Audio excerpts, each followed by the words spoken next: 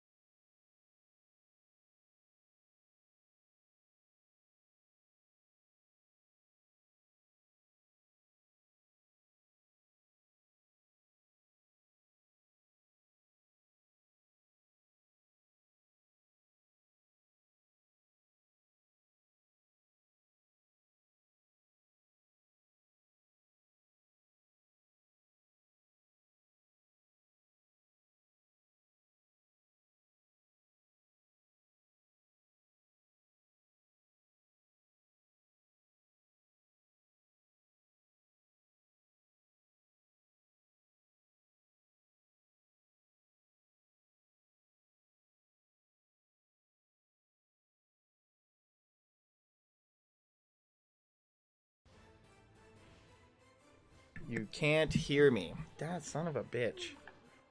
Because I have to turn the mute on before I start the stream, because you guys hear the music, but you'll hear me talking, or you'll hear something going on in the background before the stream. And I haven't had to do that before. Dungeons and Dragons, or D&D for short, is a tabletop role-playing game. He also controls the monsters and other characters the players may come across on their adventure on NPCs, which stands for non-playable characters. Jumping from a pit, stealing a companion's ration, sneaking...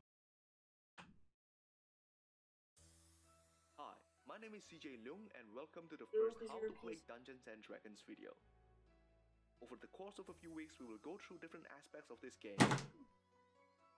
Abilities and skills, combat. That's what I'm looking for, combat. Hi, my name is CJ Leung, and this is what taught me a little more of what I can do. So here we go. There are actually 5 on Serio's character, but you can do more than just moving. So, let's see here. So you see, so Gothics, all right? So you have your piece of paper and pencil, right? And taking an action.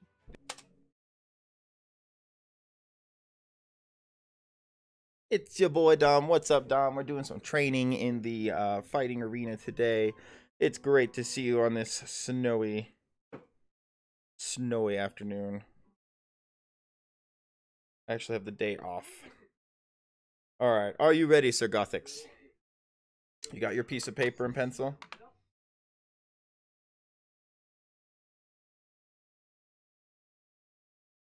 I need you to grab a piece of paper and pencil for me. We're going to go through kind of like just the little basics again, just to help refresh. All right, buddy.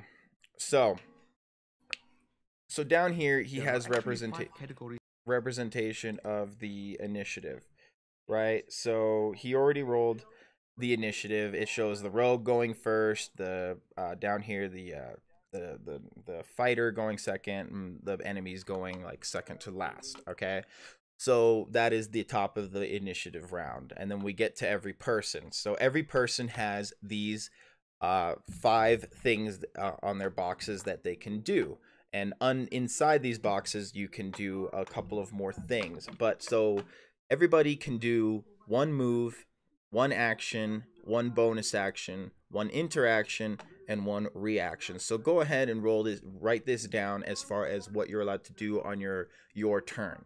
Okay, so you can move. You have 45 feet of movement. You can write that down, 45 feet. But you can move, then you can do an action, and then you can do bonus action, interaction, and reaction. So go ahead and write those down and tell me when you got that down, okay? You like the new look, Sir Dom? What do you think of the overlay that I have made? A little more thematic, if you will. Of activities you can do: move, action, bonus action, interaction, and reaction. Reaction. This is what you can do on your turn. There's other things you're allowed to do. Your bonus action is you using your second hand, and that's what I also do. Is I use my second hand as a weapon to do damage. Okay, cool. So we'll talk about... However, you don't have to use all of them on your turn. You don't have to use all of them on your turn. On Serio's character sheet, you can see that his speed is 30 feet. It shows... So that is your movement speed. We'll show you what your movement speed looks like. That can go away. That can go away. That can go away. Look at that. I have another box. So we will open your character sheet. Okay, Gothics? So here is your PDF. I can resend it to you. We can update it once we do all your leveling up. But you are now a level 3 rogue assassin. Your background is vampire. Or your race is human, but your background is vampire. You know, you've invested in your point system. You know, I'll go over kind of the point system again, but right now we're doing movement. So your character has 45 feet of movement. This is your speed. They call it speed. What that means is you have that many spaces to move. If you have flying or something otherwise, say you have 30 feet of flying, when you use your 30 feet of flying, say you use all 30 feet and you go down to 0 feet, you still have 15 feet left of walking movement, because for whatever you move, you're using up even the movement speed. You get what I'm kind of saying? That's kind of how movement works, is you have 45 total feet you can move. Say when you get your wings at a higher level, you'll be able to fly at least 30 feet. You could fly 30 feet and then move another 15 feet, but you cannot move 45 feet and fly 30 feet. It doesn't really work like that. Same with creatures, same with dragons. So that was just a little detail for you. Have your box. Thank you, Dom. I appreciate it. Sweet. All right. So we kind of have your point system, right? So let's go back to your basic movements. All right. So we will listen to this a little bit. So he will break down how far he can go on his turn. If you are playing with a grid map, every square represents 5 feet. So that means he can move 6 squares away, vertically, horizontally, and diagonally. Yes, diagonally. To streamline grid-based gameplay, designers have decided that moving diagonally counts as moving one space.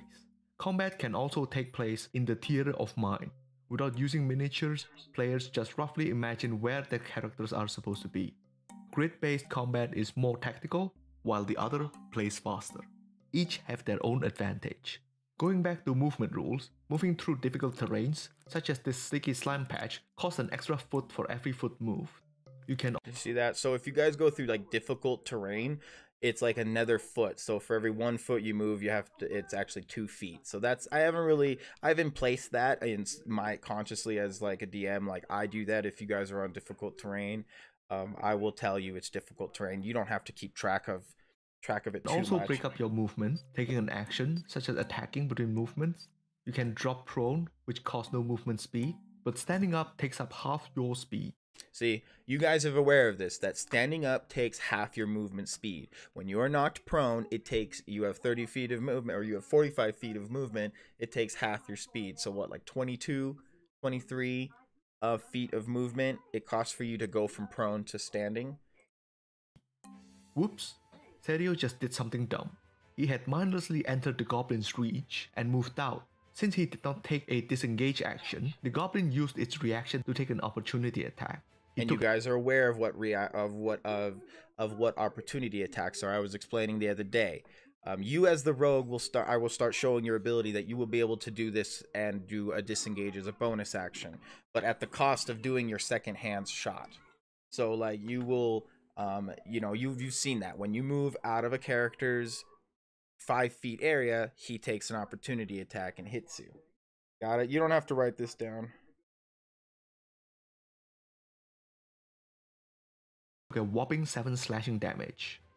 So, in combat, when your opponent leaves your melee attack range, you can take an opportunity attack, which is just demonstrated by the goblins. Now let's move on to action. Well, there are many things you can do. So, this is important, okay? This is something, I'll tell you when I want you to write something down, okay? So, this is your actions. So, action can be attack, dodge, help, do a spell, use an object, hide, ready, disengage, dash, improvise. Write this down, okay? Action is the second thing you can do. Underneath action, write down that you can do an attack, you can dodge. I'll elaborate on what these mean as we go. All right. Let me know when you have that. When you have that down. And Dom, this is honestly training in D&D. If you're ever curious about how it works, this is your training right here. So you got attack, improvise. Let me zoom this out of the way so you can see it. Attack, improvise, dash, disengage. So you've used disengage. I've used dash. You've seen me use dash as my action. So that's to gain like another 30 feet. He will elaborate on it, and I can turn him up a little bit if you can't hear it. But okay, so you have attack, improvise. That counts as an action. There are standard action types, such as the list you see below, but you can improvise your action. For example, you can try to convince your enemies to calm down and tell them that you mean no harm. That's a creative way of playing your character. There's Persuasion. Persuasion, he rolled a 3, plus he has a 0 bonus in his Persuasion. He rolled a 3. For his action, he decided to be creative and calm down the creature. You guys have seen this in game. Pro Gamer Guns did it recently to the Kobolds. She convinced them with gold to let her pass by, and she was able to pass by. You may not always she did succeed. that. Well, Megan did it too recently. She had Persuasion with the illusion spell. I had her. I didn't have her roll Persuasion, or actually, I did have you roll Persuasion too, didn't I? It was Deception. I had her roll Deception because you were lying. Yeah. But trying something new is the best part of playing D&D. You can try anything without being restricted by the game's programming. There is no program because it is not a video game. Now let's look at the standard actions. Attack. Attack happens in 2 stages. First, you need to hit your opponent, then you check how much damage you have caused. And you've seen this. You roll to attack to see if you hit, and then you deal the damage. So he will... To hit an opponent, you roll a d20 to make an attack. You make an attack. You've seen the attack bonus, what I've explained to Pro Gamer Guns recently, and so he's using his longsword. He has a +5 attack bonus, and deals damage. When we go to your class, we see that you have your katana. You have a +7 attack bonus and your damage type. The reason you have a +7 is because of the 5 strength and the 2 proficiency bonus, and you've kind of seen me explain that. That based on your point selection here, you have a 5 modifier. So 5 + 2 = 7 because it is a melee weapon. Get that? So let's go back to that. So he rolled a attack 15 roll and add your attack bonus. You need to match that armor class or get higher. Sergio gets a total of 15. He hits, so the goblin's armor class is 15. You guys have seen that. He hit the target just on top. Gets to roll his weapon's damage dice. He rolls his a 1d8. longsword's damage dice is the 8-sided d8 dice. He also adds his damage modifier, which in this case is his strength modifier, because he used his strength to attack. Unluckily, he only rolled a total of 4 points of slashing damage. However, that's enough to leave the goblin in a bloodied condition. Bloodied. What does that mean? Usually the dungeon master don't reveal the monster's hit point and armor class, but for the sake of clarity, I will do it for this video. The goblin has an armor class of 15 and a maximum of 7 hit points. Hit points is an indicator of a creature's health, so having received 4 points of damage, the goblin is only 3 hit points away from death. To reflect the condition the goblin is in, the DM would usually tell you that the creature is bloody when it has under half of its hit points left. Just like in real combat. And that's what I do. When I'm saying, oh, he's not looking too good, he's looking like he's bleeding, he's damaged, he's breathing very heavily, that's me telling you guys that he is below half health. You can ask me as the DM, like you know, what's he looking like? Barely hits means we're on point. Yeah, when I say it just barely hits his armor class, means you just hit the 15 that it took to hit him. That is my hint to you guys to be like, that's his armor class. Write it down. Oh, you just barely hit his armor. You barely hit it. It means you just hit the number to hit his armor. That's my little code of telling you guys. He rolled a d8 + 3, just like your saber katana. He has a +3 in his strength. You have a +5. But he rolled a 1, so he only did 4 damage. But that still was enough to hurt the goblin. Not precisely just how badly wounded your enemy is, but you can roughly tell when they are looking pretty beat up. There are 2 kinds of attack roll: melee attack roll and range attack roll. Melee. So you're doing ranged attack roll with your saber guns. You're doing melee attack roll with your katana and your when you're hand-to-hand is when you attack with a handheld weapon, such as a longsword or a warhammer. When you use ranged weapons, such as thrown darts and bows, you are making a ranged attack. The difference is that when you're making a ranged attack at an enemy within 5 feet range or So this is getting into that you have disadvantage. Like when Pro Gamer Guns tried to throw her sword at the owlbear that was really within 5 feet of her instead of attacking, I had her roll with disadvantage because you try to throw a sword. And I've also learned that throwing my swords, I have to lower my damage. I don't do 1d6, I do a 1d4 when I'm throwing my swords. But you have disadvantage of doing a long distance weapon at 5 feet. Same with your guns. Like you would think you'd be, you know, yeah, Megan can fix your guns, but you would think that you, as a musket shot, the closer the better. You know, and I've never really imposed disadvantage on you doing your musket at a really close range. Huh? Because it's a musket. Yes. Yes, enemies, you will make your attack roll with disadvantage, because it's more difficult to hit somebody with a ranged weapon when they're closer, or when they are prone, because they provide less target area for you to hit. Conversely, if you make a melee attack at a prone enemy, you do it with advantage, being able. And you've seen that. When an enemy is prone, you do it with advantage. You see the thumbs up. You roll twice and you take the bigger number. That you've seen in battle as well. When things are laying down, you have advantage on it. So pay attention when you see something that gets knocked down. I will have a marker. I believe yellow is my marker for things that are prone. Attack from a distance is safe and tactical, but it has a few drawbacks. Oh wow, you rolled a 20, and that's a critical hit. I do crits a little differently. I do double the damage. Regardless of your modifier and your target's armor class. It also lets you roll twice the number of damage dice, but you only get to add your attack modifier once. But if you roll a 1, Pro Gamer Guns? It's good to see you. Just doing a little training in D&D. You can also do a few other things with your attack to listen to. We were going through the turns. This is actually really good. If you have a piece of paper, I would recommend grabbing a piece of paper. We're going through some training right now. Basically, this right here, you see the green and the blue and the purple. Move, action, bonus action, interaction, reaction. These are the things you can do on your turn. This really helps you understand kind of what you're able to do when it is your turn. You can do your movement, your action, and these little red icons are kind of what are underneath and what considered an action. So you've seen me do dash among them as an action. Grapple. You see attack also can be considered a grapple, a shove. You've done a shove. Pro Gamer Guns into the fire. You shove the guy. Should we call the school? Has it been that long? Running really late now. Oh, 38 is when they come? I thought it was 18. It's 38. Okay, so they're good then. At 8:15. Okay, they get out at 1:15. Okay. I like Shine Down Pro Gamer Guns. Megan showed it to me. But yeah, I would grab a piece of paper, Pro Gamer Guns, if you're not, you know, this is just a refresher course, you know, to help everybody understand a little more.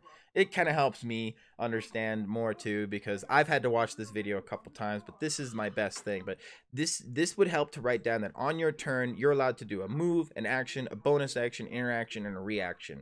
So I would write that down so when you look at your paper, you're like, okay, I have done my move, I've done my action, I've done my interaction.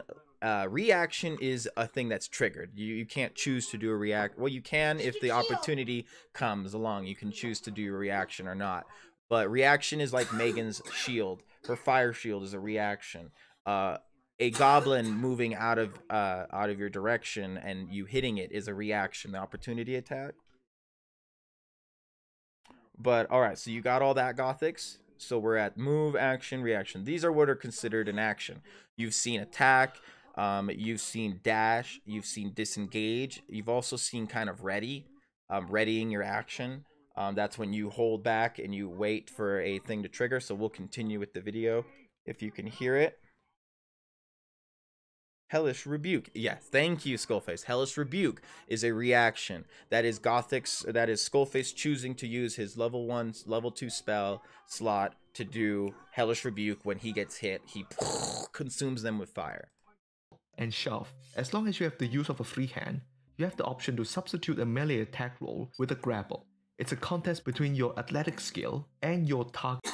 So you've seen this. You've seen my athletics versus their athletics. You're good. Check 4. You're good. Pretty good on this base. I know. To move it somewhere. But you've seen this. Pro Gamer Guns have done this when she tried to shove the ogre or the orc or the bugbear Mosk with the eye patch. She shoved him into the fire pit.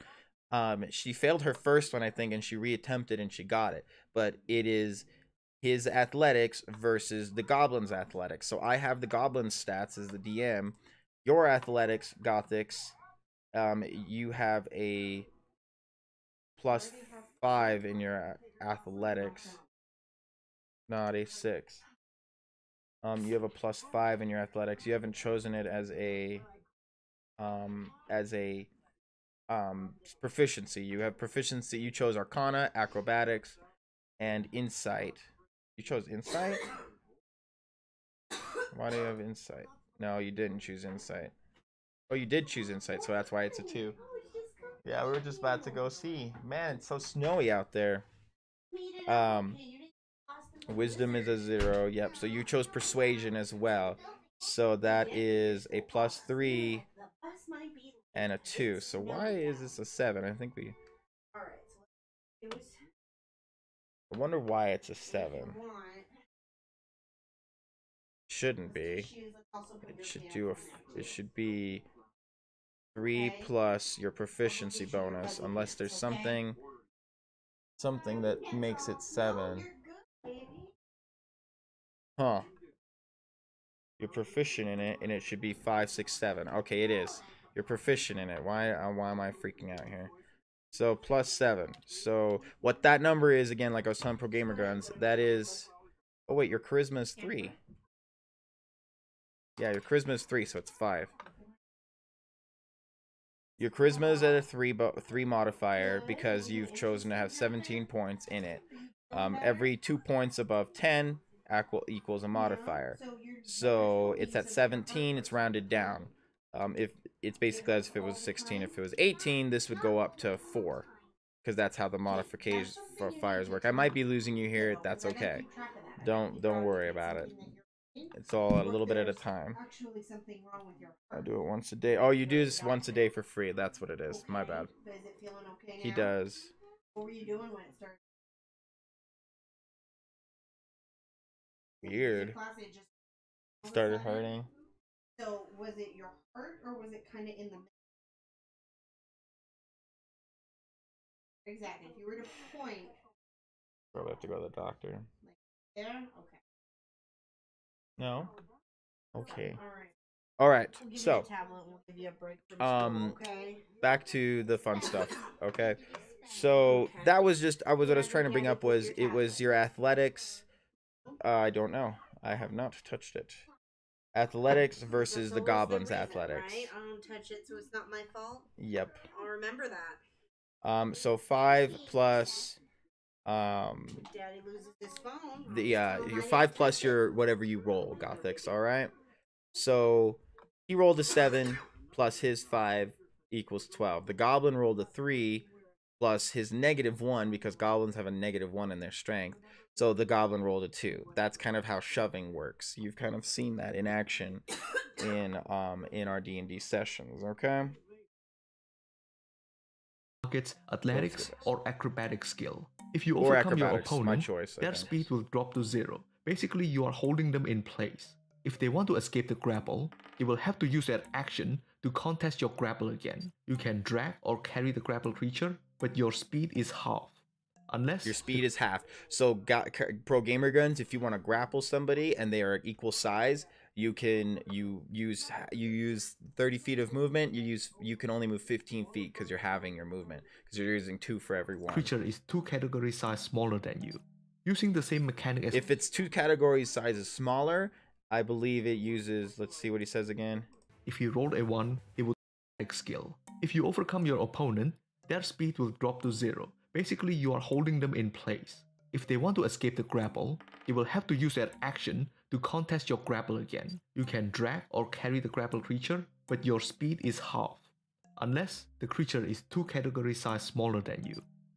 So a smaller creature, it doesn't lower your speed. You can pick up the creature, you contest your grapple against their grapple, and then if they ever want to get out of your grapple, like you Gothics, so I think I've realized I've done that, is that when you've grappled somebody, Gothics, with your vampire, because that's what you're doing as the vampire, you grapple the kobold failed his roll against your roll.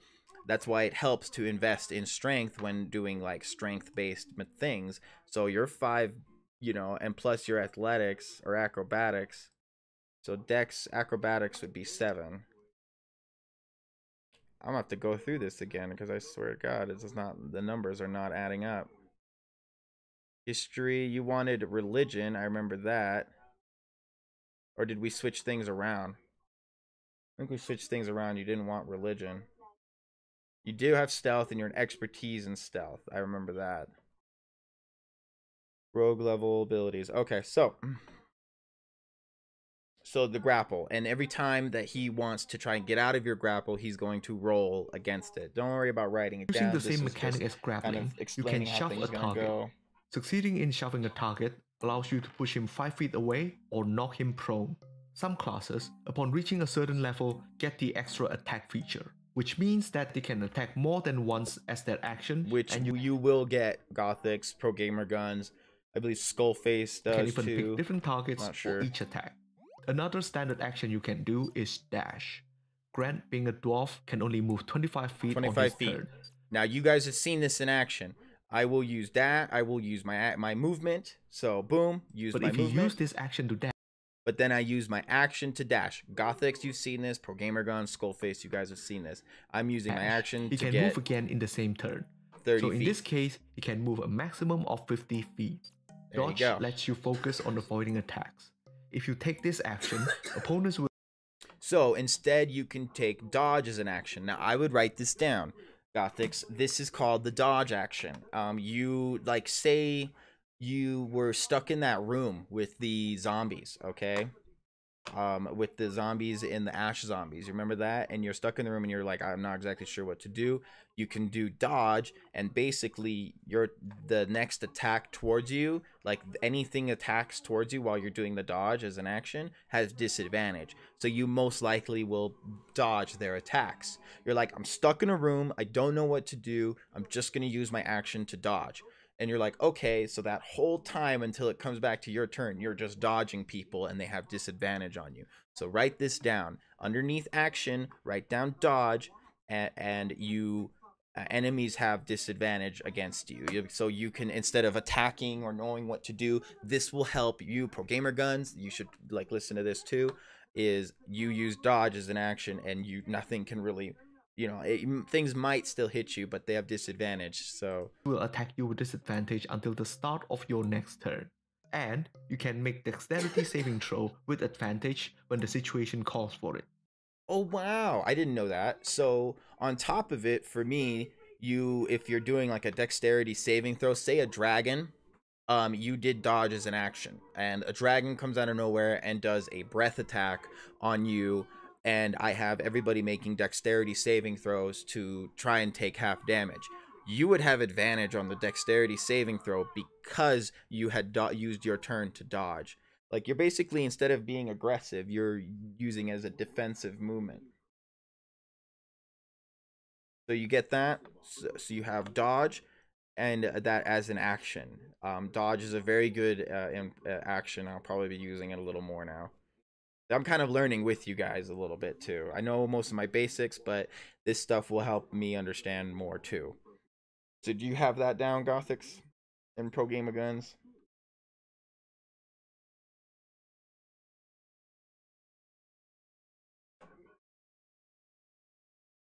Just give me a confirmation. I wanted history, but not religion. Okay, so let me look. Let me look what you have here. You wanted history.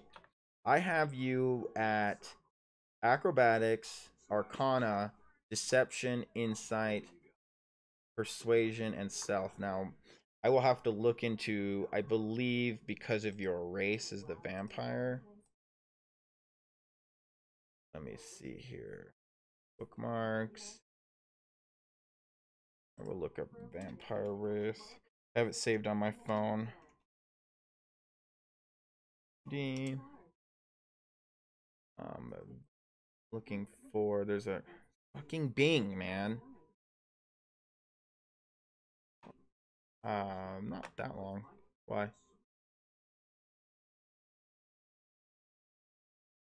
Dead. Okay, here it is. This is you. I will send you this again just in case you have lost it. This is the website I use for your class. So, boom. Alright, well, it's just for kind of the level ups too, because you're going into 3rd level. you'll get your healing blood at 5th level for your erase. Your unholy creation. But what was my point? Was your ability score increase, your charisma, dexterity, strength all increased by 2. Okay, I remember that. That's what that was. And we used the points for something else. Compulsion, forbiddance. I'll look into that again later. The specifics of that stuff. I'm not going to bore you guys with that. I've worked on Gothic class so much, I've forgotten why or what he has why he has what he has. But I know I've done most of it. Like, okay, so back to your actions. Okay, you got that written down, right? I will explain saving throws later in this video, so let's put this aside for now.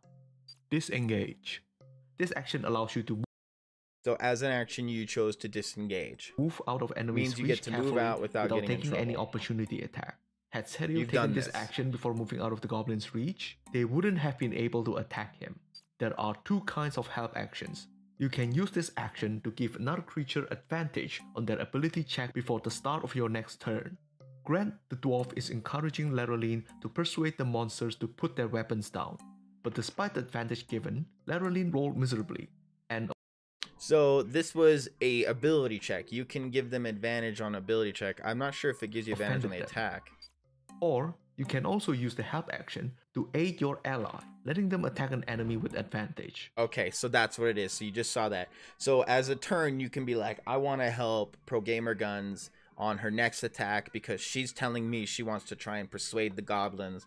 Or this is where working together kind of comes into play, is communicating with your team that, hey, I'm going to try and do this, or I'm going to do this really big, strong attack on my next hit. Gothics, can you, on your turn, help me, on that? And Gothics, you're like, yeah, sure. Why wouldn't I? And so you gave her advantage on her next attack. We've kind of seen this in action. But to do that, you need to take the help action within 5 feet of the target. Within 5 feet of the target. So you have to go be and up near the target within 5 feet to do the help action. So I would write down as help as an action. Within, you can help persuade, or you can help attack. And then I will tell you that you need to move 5 feet within the creature, and that person will have advantage on their next attack. You've kind of seen this. Give another creature advantage on their ability check before the start of your next turn. Grant the dwarf is encouraging Laroline to persuade the monsters to put their weapons down, but despite the advantage given, Laroline rolled miserably and offended them. Or you can also use the help action to aid your ally, letting them attack an enemy with advantage. But to do that, you need to take the help action within 5 feet of the target. Ready lets you hold an action and execute it once your specified circumstance is met. For example, Grant readied himself to attack any enemy that approaches him or Laroline. So you've seen that, Pro Gamer Guns. You did it the other day. You readied your action. You were like, I don't have anything to do right now.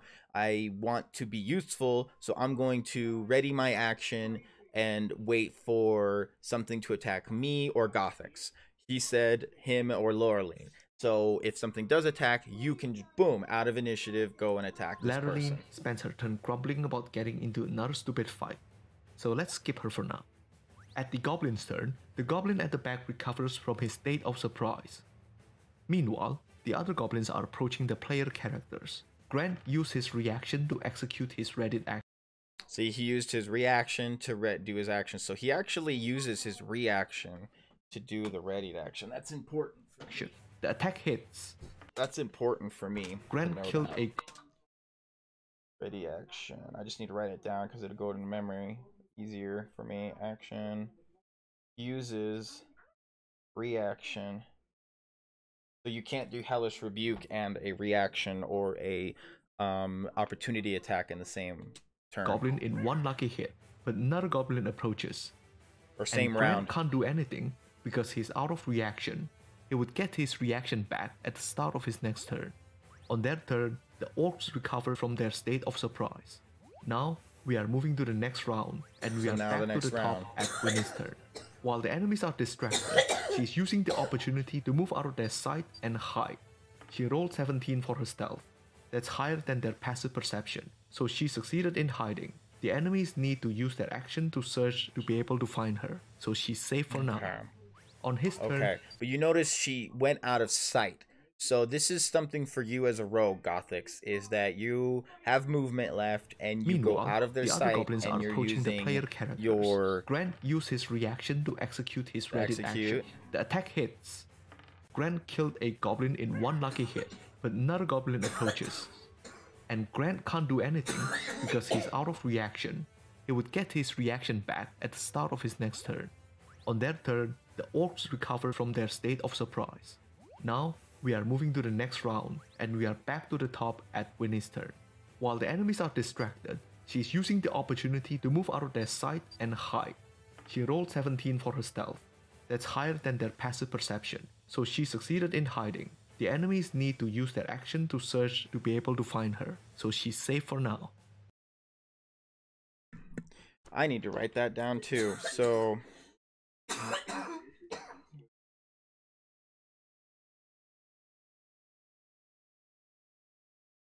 Hide is an action, higher than passive perception. Passive perception, this is for me. Higher than the passive perception is succeeds. Succeeds. Enemy must use action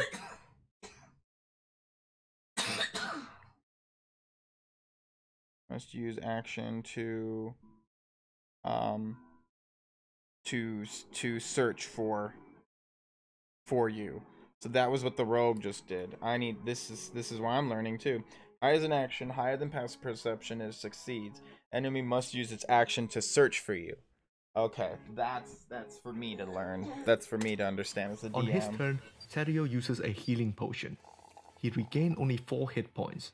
Wanting to recover just a little more hit points, he uses his bonus action to activate his class feature, Second Wind, which allows him to... Pro Gamer Guns and I have Second Wind. As a bonus action, I used Second Wind to add 5 more health. A D10 plus his fighter level to recover hit points, and he recovered 6 hit points. But since his maximum hit points is only 12, it cannot go above that. He can't use this feature again until he finishes a short or long rest. Bonus actions are context-specific actions. You can only use this action when specific features, spells, or abilities allows you to use it. It is almost like getting a free action, except that you are still limited to 1 bonus action per turn, so choose wisely. Interaction accounts for small actions that would not usually constitute a normal action, like flipping a switch, picking up a weapon, or saying a few words. But depending on what you want to do and the circumstance, the DM might rule that you need a full action to do it. For example, using a potion requires you to pull the bottle out of your pocket and drink its content. So interaction, you've seen interaction, and interaction is just the littlest thing, like pick up your fallen weapon, push a button, pull a lever, but it doesn't count as a potion drinking thing. It is reasonable to rule that you would take a whole action to do it. This also has implication for your other actions. It means that if you are dual wielding, you can only draw one of your weapons using interaction, and you will have to use your action to draw the other one. It also means that even if you have extra attacks, you can only pull out an attack with one thrown weapon, unless you already have another throwable weapon in your other hand. Reaction. This is a different kind of context-specific action. Not many abilities, spells, and features are classified as reaction, but you can take a reaction anytime even when it's not on your turn. For example, the spell Shield. So if I were to use a spin attack, do I ready it before my turn, then use it when it is my turn, or ready it one turn, then use it on my next turn, or can I do all that on one turn? So your spin attack is basically you are using so I would say you're using like your dagger or your blades. So the specifics of that is that when you're using 2 weapons, like in 2 hands to do one attack and then the other, the first one is using your action, the second one is using your bonus action. But because you are not a dual wielder and you haven't chosen that as a feat, your second hit does not get this modifier, which is right here. the +5. So Gothics, so this is kind of how your saber guns is gonna have to work from now on. It is a 1d8, and then the second hit is the first one is a 1d8 +5. The second shot is just a 1d8. Okay, that is how we balance your weapons. Okay, because you can't use your bonus, you can't use the +5 at the end of it, because you are not a dual wielder. If you choose to be a dual wielder or a crossbow expert, which I would translate as a gun expert or something like that, you would get the bonuses. But write this down now, Gothics. Your gun does 1d8 +5 and then another 1d8 because you're doing your second shot. So this is kind of how that's going to work, is second shot. But if you're using your the blades, I will say that it is like this. So saber gun blades. So you can only dual wield light weapons at that point too, because you're not a dual wielder. So you are able to do 2 crossbows. Like, I've looked up the rules. You're able to do 2 crossbows, but at the balance of that is that because you're doing so much damage with a 1d8, you can't do the +5 at the end. So saber gun blades, right? Okay, I'm starting to learn towards dual wielding, stabbing, shooting twice. Yes, which is totally fine. When you become level 4, you can invest in like either dual wielding or so saber gun blades. So what we will say is that is 1d6 plus 5 for your first strike. Okay. So write this down. This is your new saber guns blades, like if you're trying to do a spin attack with your saber blades. So 1 saber blades. Let's just call that saber blades. I like that better. Saber blades. Saber blades, 1d6 plus 5, and then the second hand, your second hand is your bonus action. You're using your bonus action to do your second attack. 1d6 and 1d6. Okay? That's how dual wielding works. The only reason Max is able to use both his modifiers is because I'm a dual wielder and a fighter. That is the only reason I'm able to do that. I have invested hardcore in the beginning to be a dual wielder. It has its advantages and its disadvantages. I'll tell you that right now. But Gothics, go ahead and write down your saber guns now do 1d8 plus 5, and that's 1 shot. Kapoo! If you decide to take a second shot with your bonus action, it only does another 1d8, okay? Say you roll a crit, then all that is doubled. All right? But you do 1d8 plus 5 and then a 1d8, okay? So you do 2d8s and then just a plus 5. Depending on your attack. You see what I'm saying? Which you kind of already do a 2d8 plus 5. Nothing has changed. It already says 2d8 plus 5. So it didn't really change. It's just the specifics. You didn't get nerfed. You just got specifics different. You're not getting your modifier. And it's also that you're being more specific, because you're like, oh, I want to do one gunshot, and then I want to take a vial of blood and gain some health. You know?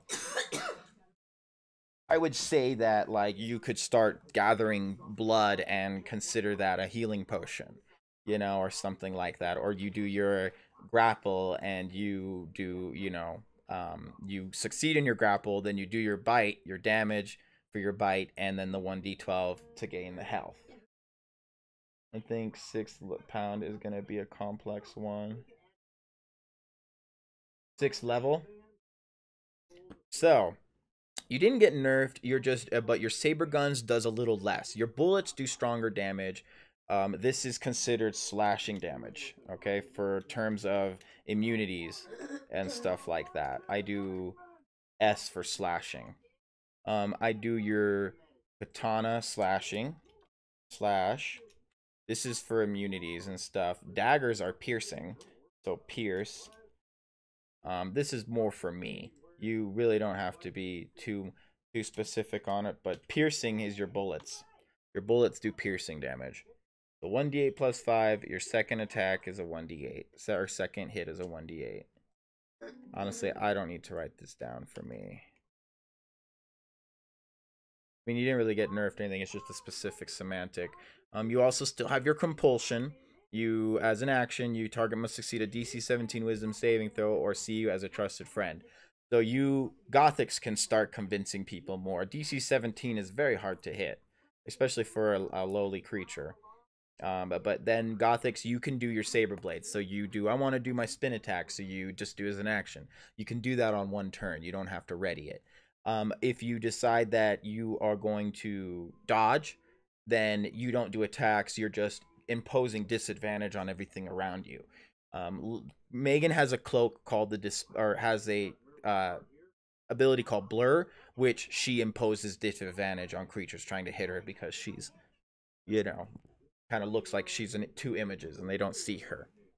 All right, but yeah, Gothic. So if you ever want to do spin blades, you just do, I want to do my saber blades, my spin attack. You roll up between two creatures. You can hit one and you can hit the other. You can do 2 damage to both. You can do 1d6 to one of them and then the other one, or 1d6 5 to one target and then 1d6 to the other target. But yes, okay, so that's kind of how you would. Wait, rather, would my elixir be harmful to Gothics? It's not that it's harmful, it's that it doesn't have effect. Gothics is one of the because Gothics' race powers are so incredibly strong. Because have you seen what Gothics' abilities get, man? Oh wait, this isn't even the right one. Isn't even the right one. I want to see here. I need to find it. There's 3 of them. And I chose the one that I thought was the coolest. Variant. Let me do variant.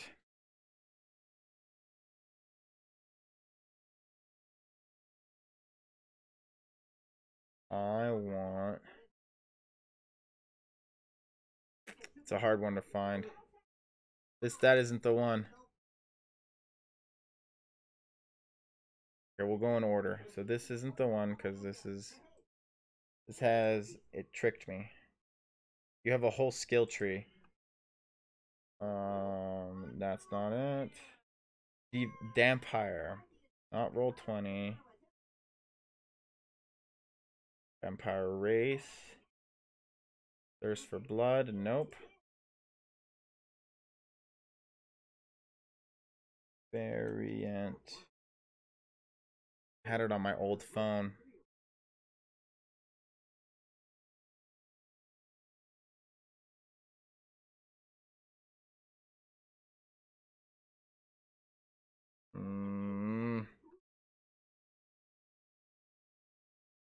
The Daywalker. No, this isn't it. Damn you, and I've lost it on my other phone. Hang on, I have an idea. I know I sent this to you a while ago.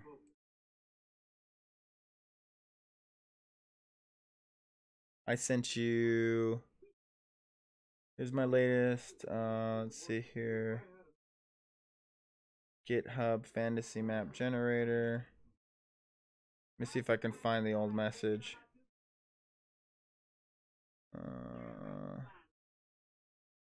Nope.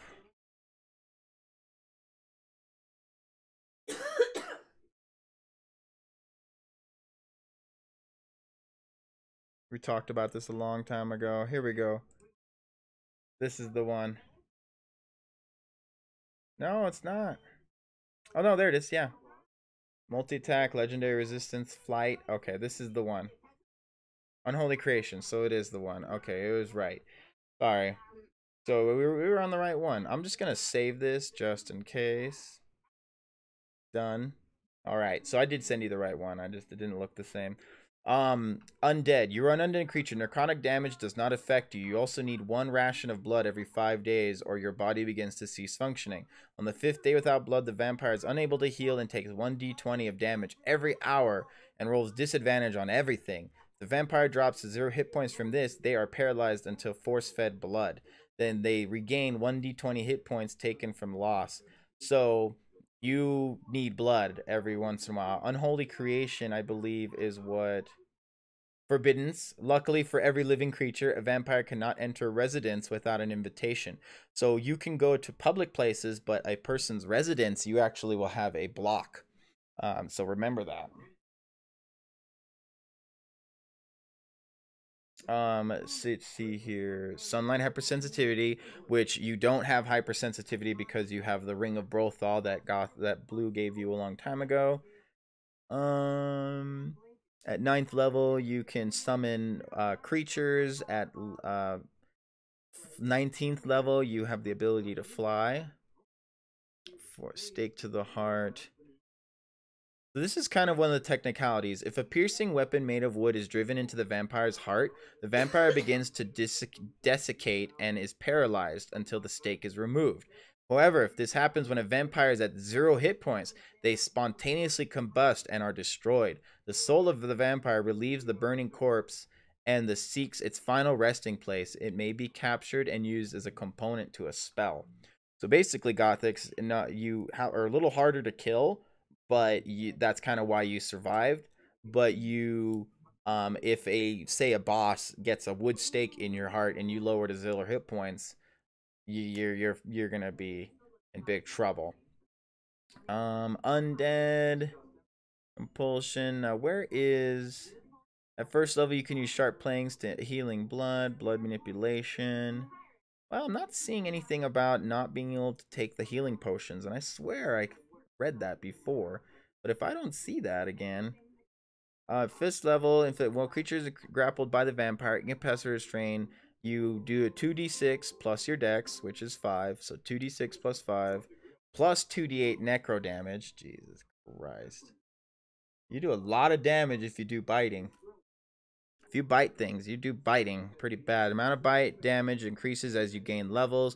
The target's hit point maximum is reduced, and you regain hit points equal to the damage. The reduction lasts until the target finishes a long rest. You may use your bonus action. Oh wow, it gains hit points. Oh wow. Target hit point maximum is reduced, and you gain... Wow, so not only do you gain... Oh, so you gain also the 2d8. So I'm going to write that down, Gothics. Not only do you do 2d6 biting damage, so it all succeeds. So write this down as a combo, Gothics, okay? Write this down, all right? This is important, all right? So this is important, Gothics. So this is one of your combos. So I want you to write a combo section. This is going to be one of the things for your move sets, okay? I'm going to write it down too. So it's a combo section. These are like moves that you can do in game, okay? So first... you roll for a grapple. Roll for grapple. All right. So you roll a 20 for grapple. All right. Roll 20 for grapple. Okay. Your strength, your athletics versus their athletics or acrobatics, whatever's higher for them. Your athletics versus their athletics. On success. So point number 2. On success. You deal... Alright, you are grappled by or restrained. You deal 2d6 plus 5, because your dex is 5, damage. Alright, so that's just base damage. On top of doing 2d8 necro damage. Necro damage, basically for DM terms, is I lower the max amount of hit points that creature can have. They cannot gain back health past the number that you lowered them to. So you kind of you lower and you affect their soul. Okay, so you do 2d8 necro damage. You gain health. So plus health plus HP equal to the damage of the 2d8 damage. So I would write down plus HP equals the 2d8 damage. So you're getting 2d8 damage health back. Plus you roll another 1d12 as a bonus action. So you can only do this if you didn't shoot your gun twice, or you've used your entire turn to try and do this biting thing, which can be pretty vicious, dude. it looks like you can do some pretty big damage. So you roll up to the creature, all on the success of the grapple. This all rides on the success of your grapple. If you do a successful grapple, it looks like you can destroy this creature. So you do 2d8 damage and you gain that health on top of you use a bonus action. So write down third thing, bonus action 1d12 blood. Drink blood for 1d12, and that gains that much HP as well. So you gain the HP from the 2d8, and you gain the HP from the 1d12. That's something we did not know, or I did not catch the first time. So your bite just got stronger. Okay. I like my max HP. But cut me with a dagger. Yeah, see, so you don't want to bite. It's until the long rest. The max HP comes back after a long rest, I believe.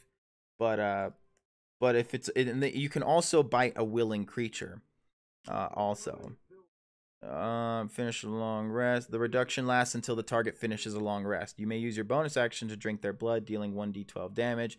This also satisfies your need for blood. A humanoid slain after being bitten and then buried in the ground will rise following night as a vampire spawn. So, yes, be careful killing your creatures. We have to burn them. Healing blood at 5th level. Your immortal nature is embedded in your blood, making your vampire blood able to heal any living creature. 1d20 plus your constitution. Pretty cool. At 9th level, your relation to dark creatures gives you power over weaker creatures of the night. As an action, you can call 2d4 swarms of bats, rats at nighttime, or 3d6 wolves if outside. The creature arrives in a 1d4 rounds and obey your spoken commands. When you reach 12th level, because you are a king of the night, you fail a saving throw. You can choose to succeed it. You get 3 a day. Man, at 12th level, you start getting legendary resistance, man.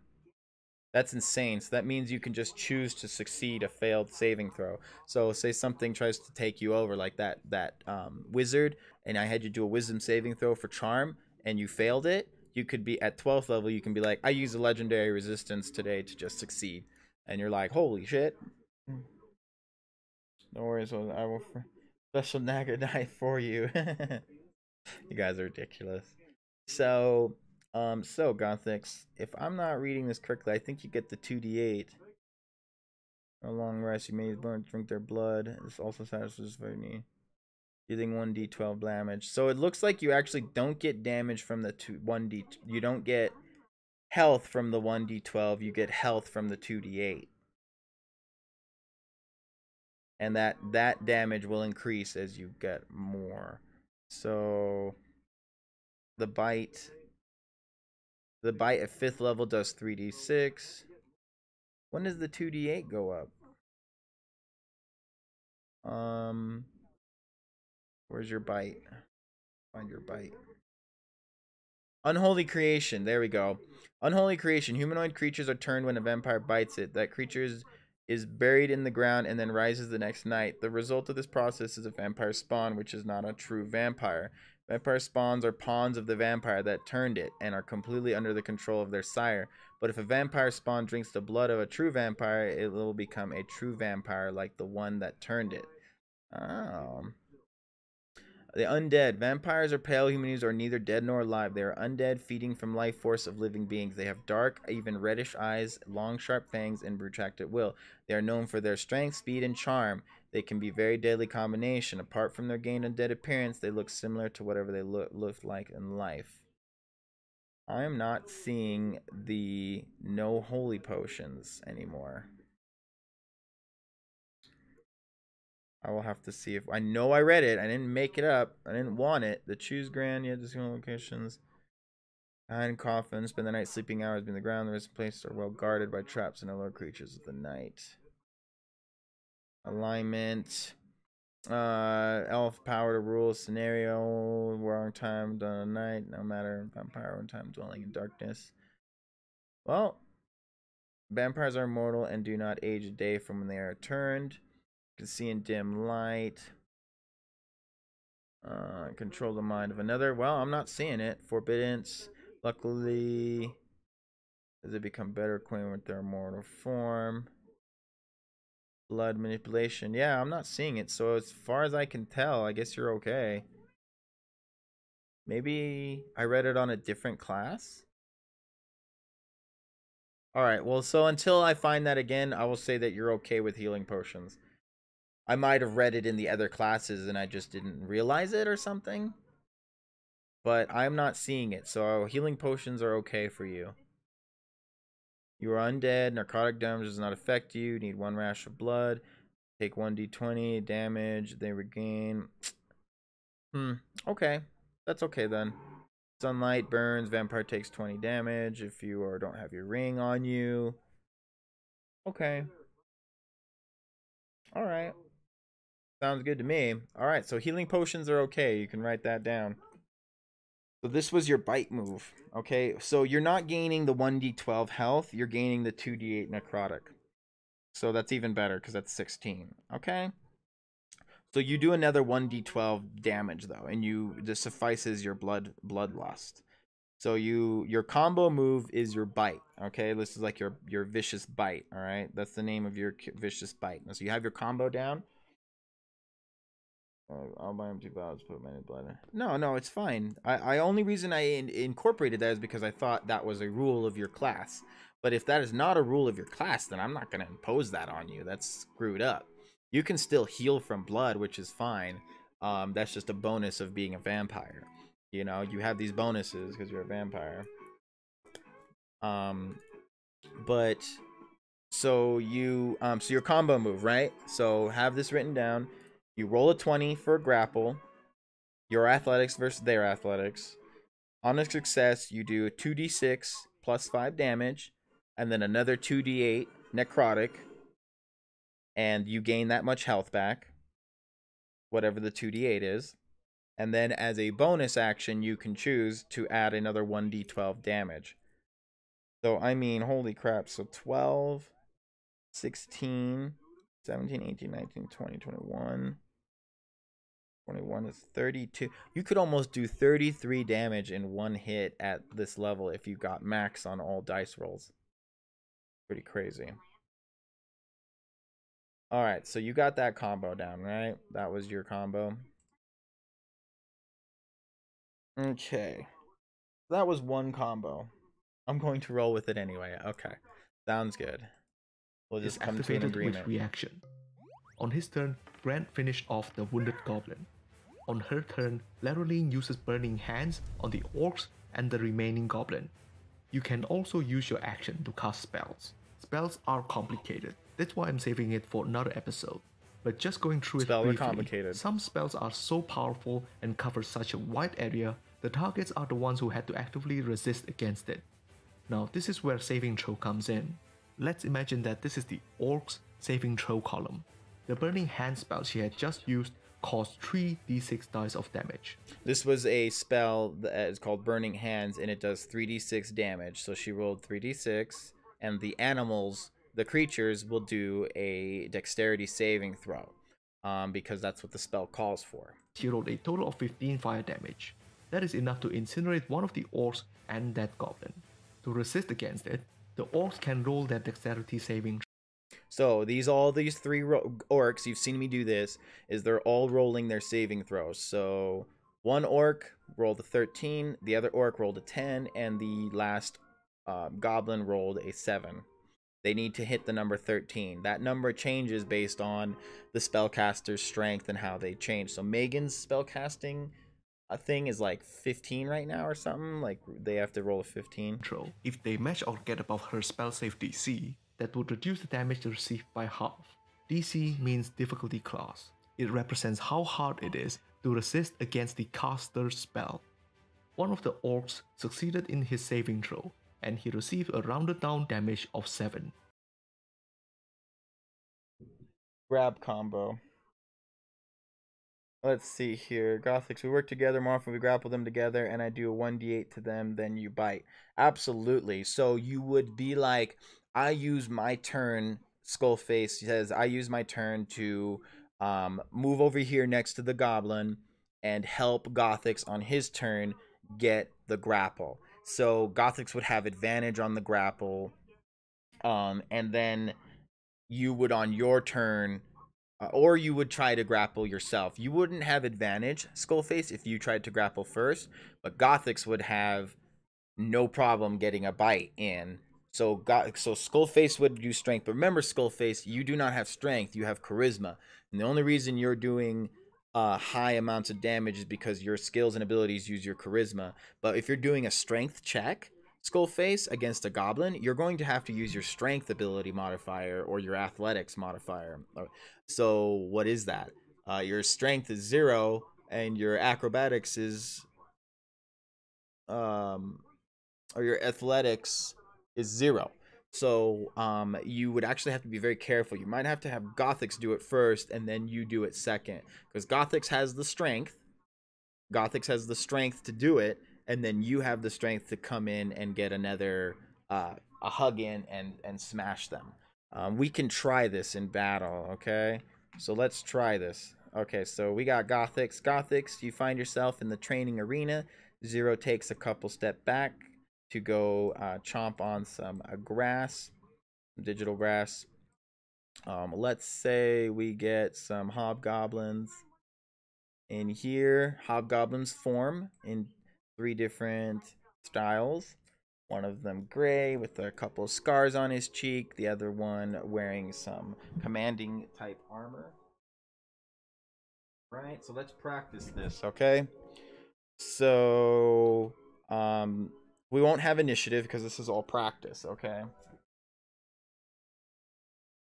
So you aren't able to do, you can't both move at the same time. So that's the trick. So let's say you wanted to try and grab first. So you would roll up here and use your athletic skill to try and grapple the hobgoblin. So let's have you test. Did I just close all the windows? Let's just let's say you roll 20 to try and grapple the hobgoblin. The hobgoblin has a +1 on its strength. So he rolled a 13, he rolled a 14. What's your strength check? This is you trying to grab on your turn. So this is how it would go down. Unless you think it would go down differently. So you rolled a 1, so you failed your grapple. So here's the so we realize that this doesn't work. So let's try Gothix doing this. Now this would change that if you did this, Skullfaces, you went up here and you said, I want to use the help action to help Gothix on his grab. Instead of doing the grapple, you would use your turn as a help action. So Gothix would then in turn come up here and he would have advantage on the roll to try and grapple. So go ahead and roll 2 20s, Gothix, and let's try your strength check versus theirs. So the goblin rolled a 9. Gothix, go ahead.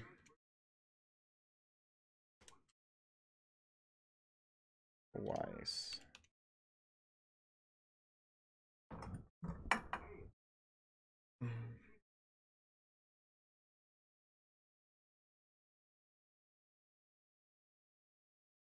So Gothix rolled a 5 plus 5, his athletics, which is why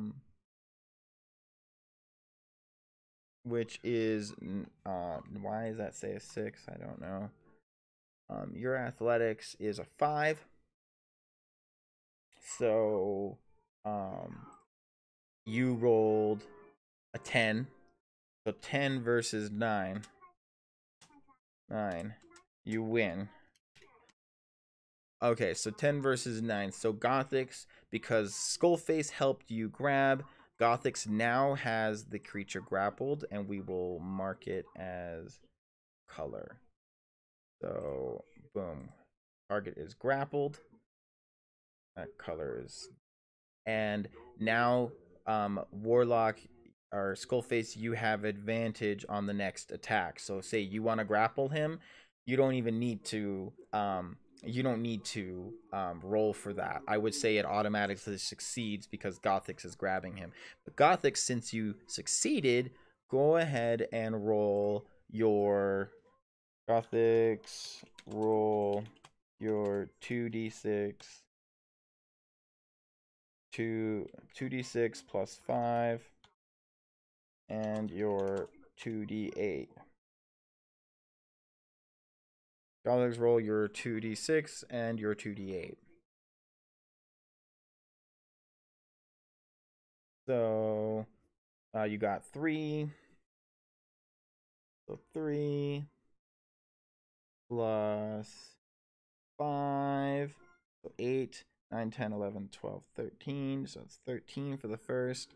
And then roll 2d8 and your 2d8. So 4, that's 17.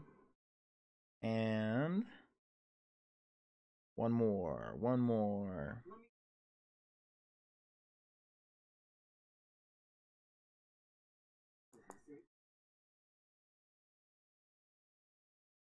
And 6. Wow. So 17, 18, 19, 20, 21, 22, 23. You just did 23 damage. And if you want as a bonus action, roll your d12.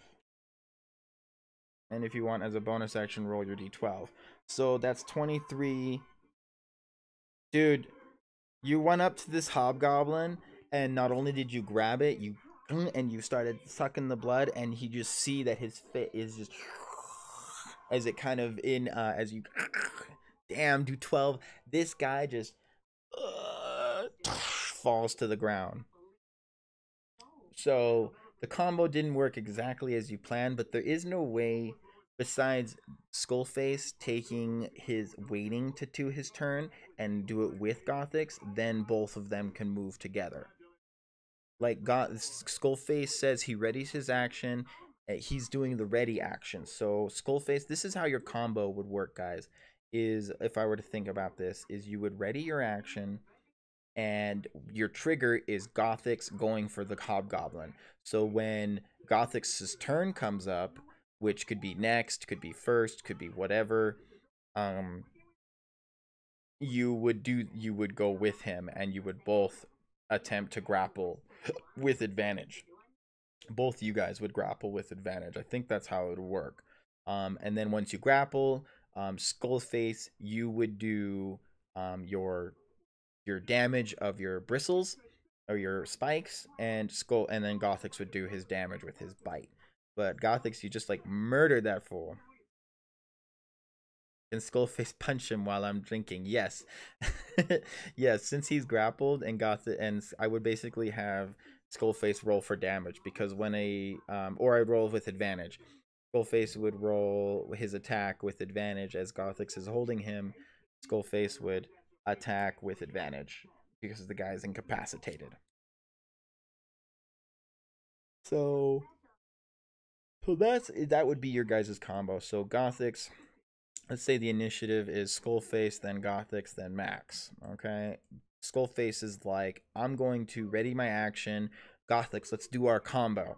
Gothix is like, all right, buddy. On his so Skullface is waiting, ready his action. Gothix's turn hasn't come up yet. Max does a turn, attacks this hobgoblin, knocks him back. Then Gothix's turn comes up, and he goes, and they both run together to try and grapple this guy. I would do this to very high health creatures, because obviously lower health creatures will not need this combo because it's so devastating. So this is for like Umber Hulks, like let's try a bigger creature. Okay, let's try this. So the creatures disappear in front of us. All of a sudden, I snap my fingers and I yell out to the orb, bring us a different challenge. And an ogre appears in front of us, big, with a loincloth and a huge club, and he yells towards us. He is a much bigger size than us. He's about 9 feet tall. and a bigger combo. Okay, so Skullface. If I missed anything, can I give Skullface my bonus action? You cannot give someone else a bonus action. The bonus action is yours and yours alone. You are not able to give people your bonus action or anything to do with your turns, like when it comes to your specific moves. Can Skullface punch him while I'm drinking? Yes. Can I give Skullface my bonus action? No. Gothics we can intimidate together. Yes, you can. So Skullface. So Skullface says, I'm going to ready my action and wait for Gothix's turn to come up. Max goes in for the hit, gets his hit in, gets hit, knocked back. Or not the ogre. Max gets hit, knocked back. Then Gothix is like, I'm going in for my grapple, my combo. Both of you go together and go ahead and roll your 2d20s. You both have advantage. And you, let's just say you succeed. When you succeed, this guy starts taking major damage. Okay, so let's say, for example, you succeeded. Skullface would roll his damage for his spikes. Gothix would roll his 2d6 plus 5 and his 2d8. And then on top of it, he would do his 1d12. So that's like a buttload of damage. That's a really good combo. So that's kind of how it's gonna, I think it would have to work, is Gothix can also ready his action. Gothix can be like, I'm going to wait for Skullface to join me in our combo. You guys can think of a move for that, but like it's a grappling combo. So one of you has to take the sacrifice of waiting on his turn for the next person. So whether it's Skullface or Gothix and Skullface, one of you has to tell me, I ready my action and wait for Skullface so we can do our combo. And then I would, as soon as Skullface's turn comes up, both of you guys would run towards the ogre and grapple him and do all that damage, which would be a really cool effect. We have to be careful that none of us have an area of effect attack that would, like Fireball, that would murder you guys. So this is something that takes communication as a team. So that's your combo move, okay? So write that down as your combo move, okay? So Skullface and Gothix combo. One person readies their action. Readies.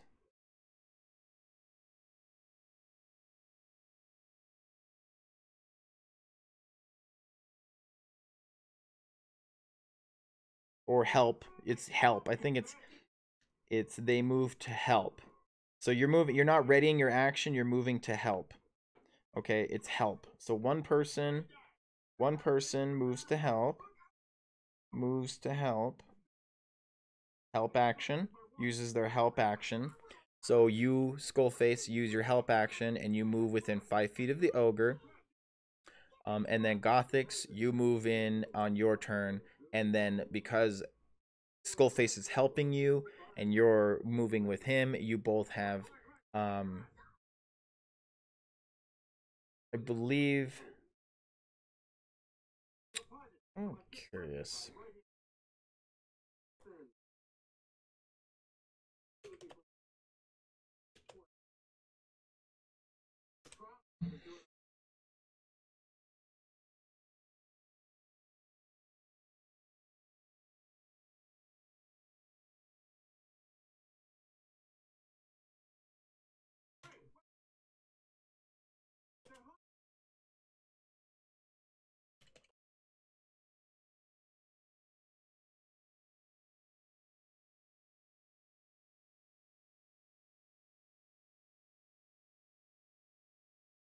I'm disagreeing with the DM. I felt something I'm satisfied. I would like my public opinion, especially since I feel like some of the 5 rules seem unrealistic. The only point to grappling, unless you specialize in it with a feat, is to keep an opponent from moving. You cannot pin them, you cannot prevent them from attacking another person. It seems very niche. The disagreement was specifically that there was not a check or to move to prevent someone from attacking a teammate. I'm going to play a fighter, and it seems a little unrealistic that my character cannot, at risk to personal safety, bear hug a restrain an opponent, such as that they cannot attack an individual. Bouncers do it, police officers do it, I'm sure soldiers can do it too. I feel like strength, opposing strength, or dex could make this happen. I am able to physically restrain my DM from attacking someone else. We tested it, yet my character, a trained fighter, cannot. I'm looking for opinions on this. It's a rules problem. You're essentially asking for more that restrains another creature that you can just do it with any time. You can pass a strength check with no investment. That's pretty overpowered. So you're kind of a non-lethal grappling you're talking about has no place in a soldier's life. I disagree. Sure, you could learn something like that, but it would be above and beyond the scope of what fighters do. I don't believe so. What I believe is that you can help you. I'm trying to find help action. I don't really know how to search for that right now, but I'm trying to look at help versus readying in action, because readying in action is saying you're using your turn to do this. Help is saying you're using your entire turn to just stand here and help Gothics have advantage. And what I'm trying to find out is, can you ready your action to grapple with a teammate? All right, let me see here if I missed anything. How long can I hold a creature when they're grappled? So Gothics, the way that works is that you hold him and he is restrained until his turn, and on his turn he has to use an action to get out of it. I think that's bullshit that you can't that you can attack while grappled. You would have disadvantage when attacking while grappled. He can attack while grappled, but he has disadvantage.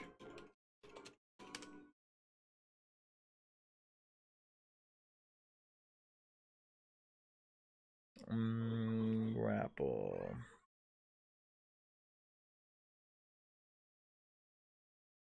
Hail Hitler!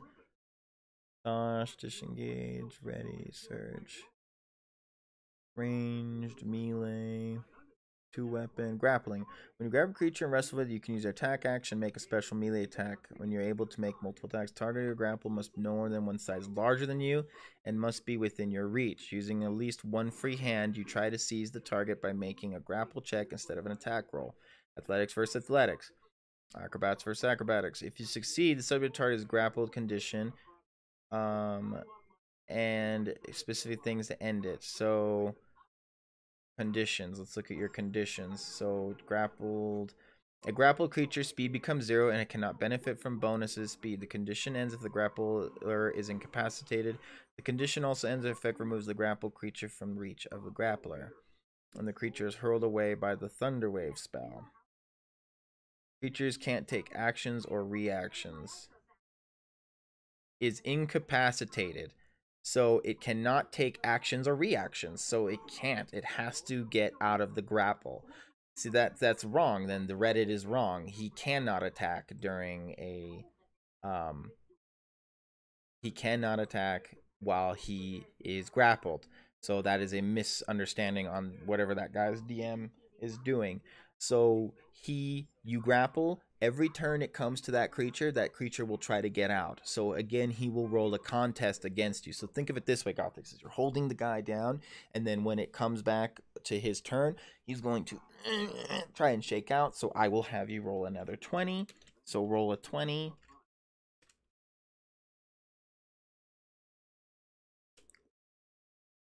So, oh no, Gothic's left. Oh no. Be right back. Skullface, you do it.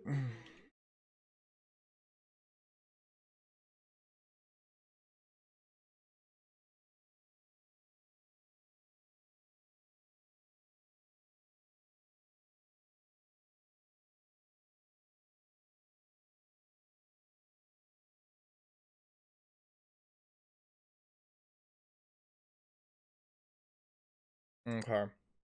So Gothics. So Gothics, you rolled a 4. So let's say that you were the one grappling him.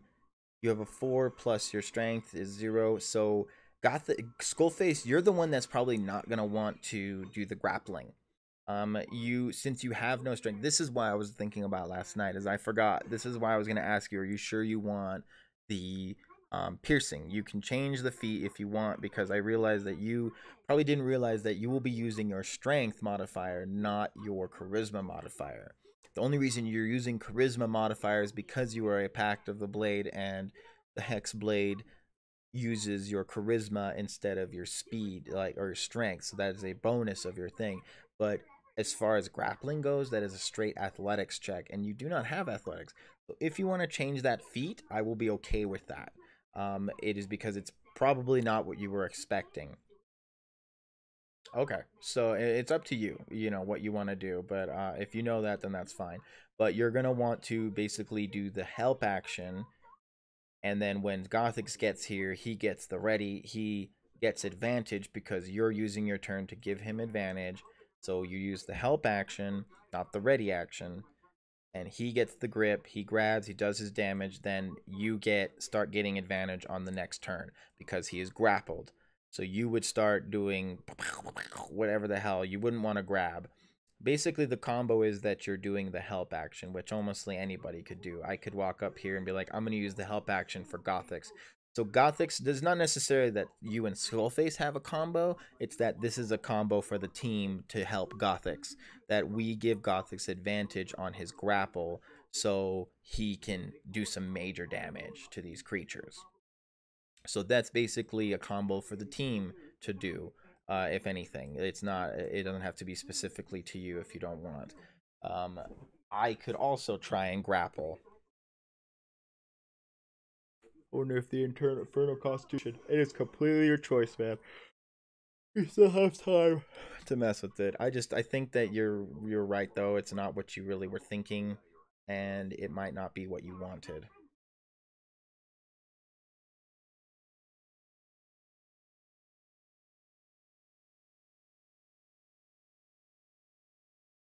Okay. So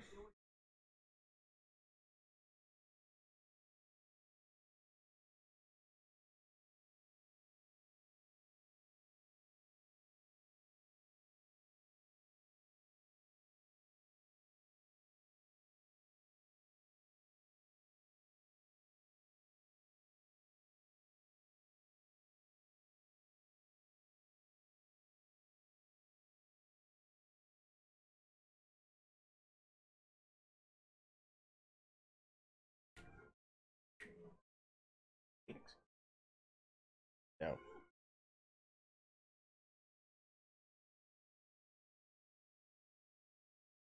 I was avoiding it because I don't have strength. Yeah, exactly. And that's probably why you shouldn't invest in it then, because you're not going to be grappling people. So it's probably a feat you don't want to invest in, because you're not a grappler. And I thought about this last night, and I forgot. I was trying to remember what I remembered last night. So, Gothix, we have your level up number 1. So you remember you did expertise. You chose... I believe, let's double check what it is. Expertise, you once per you choose 2 of your skill and 1 of the skill proficiencies and your proficiency with the choose 2 of your skill proficiencies or 1 of your and bonus and double it with your proficiency is doubled for an ability check make that use that either uses the chosen proficiencies. You choose 2 of your skill proficiencies. Which one did you choose to bonus in? Intelligence. You did it in intelligence. That's why you doubled. You did 4. You did expertise in intelligence. Let me see here. I know I had to have written it down. Did I not write that down? Really? Oh, expertise. Choose 2. You chose Arcana and Stealth. Double their proficiencies. There it is. You chose Arcana and Stealth. And then you plus 2d8 necrotic damage. Add 2 HP. 1 damage. Bonus action.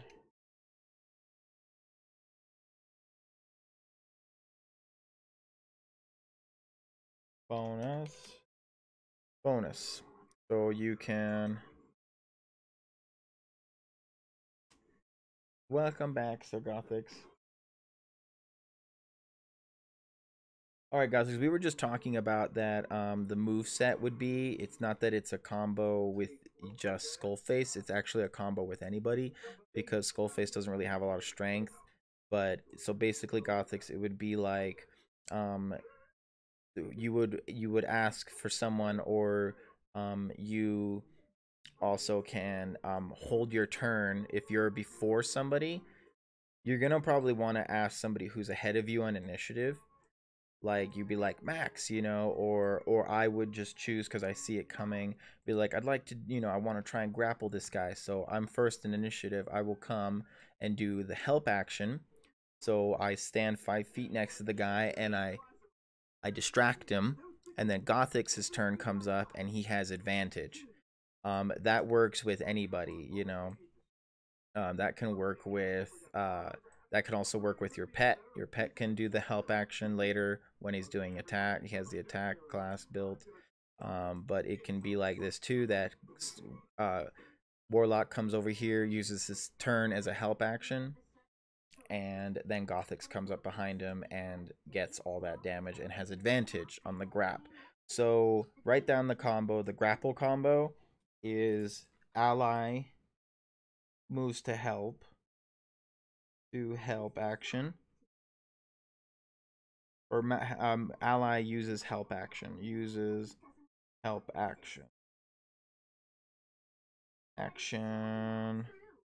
so that's the first step. So ally uses help action.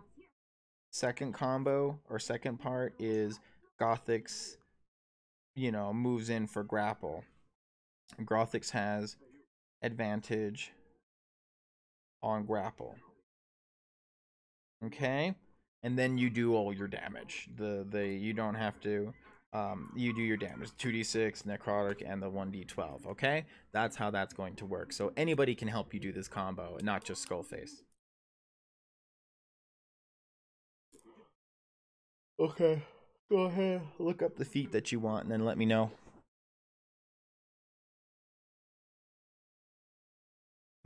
Okay, so back to your class. So that was a little combo. Let's finish this. In D&D, all calculations are rounded down to their nearest whole number, unless the rulebook specified otherwise for the spell or feature. Saving throws are used not only against spells, but also on other effects such as abilities, diseases, and even traps. In general, it is used when resisting an effect that covers a large area, or something your armor could not protect you from, like mind control.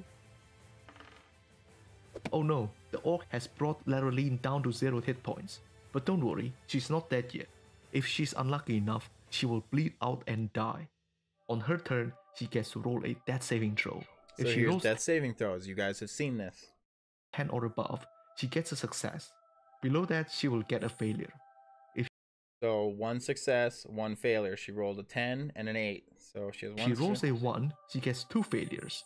If you roll a 1 on your death saving throw, that is 2 failures. You don't want a critical fail on your death saving If she throws. receives damage, she will also get a failure, or 2 if that damage is from a critical hit. With 3 failures, she would bleed It's always out a and critical die. hit though if you're But prone. with 3 successes, she will stabilize and wake up in 1 to 4 hours with 1 hit point.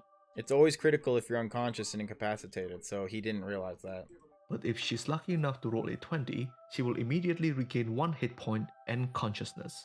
So if you roll a 20 on your death saving throw, you wake up with 1 health. Friends can help But you're stabilize still her if they down. use that action to do.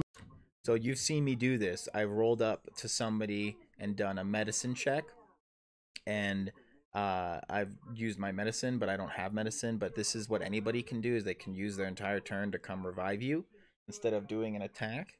Do a medicine ability check. And your medicine, Gothix, is you have a +0 in your medicine. Skullface, you have a +3 in your medicine, Skullface. I have a +0. And we teach our pets to grapple, yes. Get 10 or above.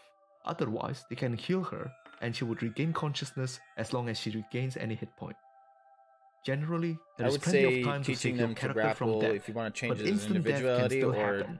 If try your to do the character hardcore receives 20. damage and is brought to 0 hit points, and the remaining damage is equal to or above your maximum hit points, then your character dies. Finally, you have the option to knock see enemies that? unconscious, and she Did would you see regain that, Gothix? consciousness This is what happened as to long you. as she regains any hit point. Generally, there is plenty of time to save your character from death, but instant death can still happen. If your character receives damage, 19 damage. and is brought to 0 hit points, and the remaining damage is equal to or above your maximum hit points, then your character dies. Finally, you have the option to knock enemies unconscious instead of killing them. When you reduce a creature's hit Monarch point did this once to 0 with a melee attack, declare your intention to the DM, and the creature would fall unconscious but stable. So all Monarch had to do was he lowered him to 0. He did this with King Grog, because he didn't want to kill King Grog. He wanted to knock him out, and all he has to do is when he lowers him to 0 hit points is specify to me that I want to knock this creature out, not kill it, and it'll be a non-lethal attack. You can do that. You just tell me as you're attacking that I want a non-lethal attack. I've been talking for a long time because we have tons of materials to cover. I have not covered everything, but we have gone through all the essentials. If you have watched the first 3 videos, I can say that you are more than ready to join a table as a beginner using a pre-created character. But there are more rules in upcoming videos that you can learn from. Once we are done with a couple more of those,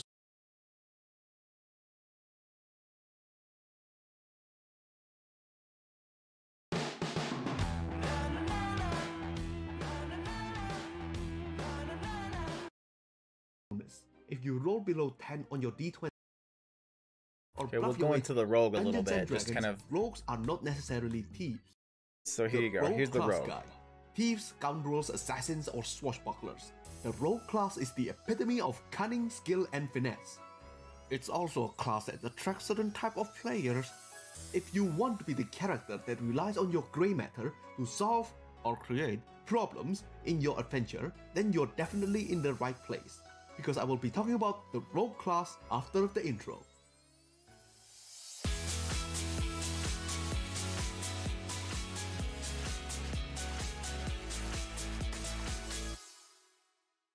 The rogue class comes with proficiency in Thieves tools by default, but in Dungeons & Dragons, rogues are not necessarily thieves.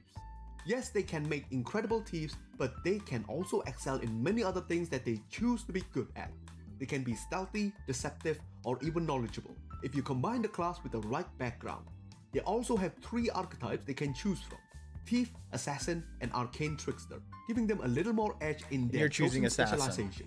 Half of this class's strength lie on its non-combat features. Whether it's disarming traps, infiltration tasks, or rumor mongering, the rogue's expertise in such tasks is often indispensable. In D&D, not all problems need to be solved by combat. Half the battle, if not more, is won in the planning. If you are able to covertly achieve your objective, or bluff your way through your problems, then you don't even need to waste time wiping the blood off your dagger.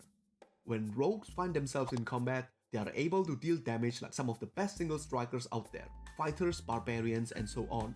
But due to their smaller hit die size and the lack of better armor proficiencies, they are more vulnerable than many frontline warriors. That's why the rogue has to fight smart, and they've got the class features to help them do so. Let's look at the level breakdown and see what they can do. The rogue's hit dice is 1d8, the average size.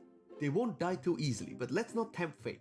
Without any modifier bonus or penalties, they start with 8 hit points and gain the average of 5 hit points per level. They are proficient in light armor only, so their armor class would be reliant on them having high dexterity modifier. They are also proficient in simple weapons, hand crossbows, long swords, rapiers, short swords, and thieves' tools. Don't worry about them not having access to bigger weapons, because their class features more than make up for it. They have saving throw proficiency in dexterity and intelligence. What saving throw proficiency in dexterity and intelligence means that you add the proficiency modifier to your dex or intelligence save. So like you're trying to dodge a breath attack or a fire or an area of effect attack. You not only roll your dexterity, but you roll your dexterity saving throw, which is up here. So it has saving throws.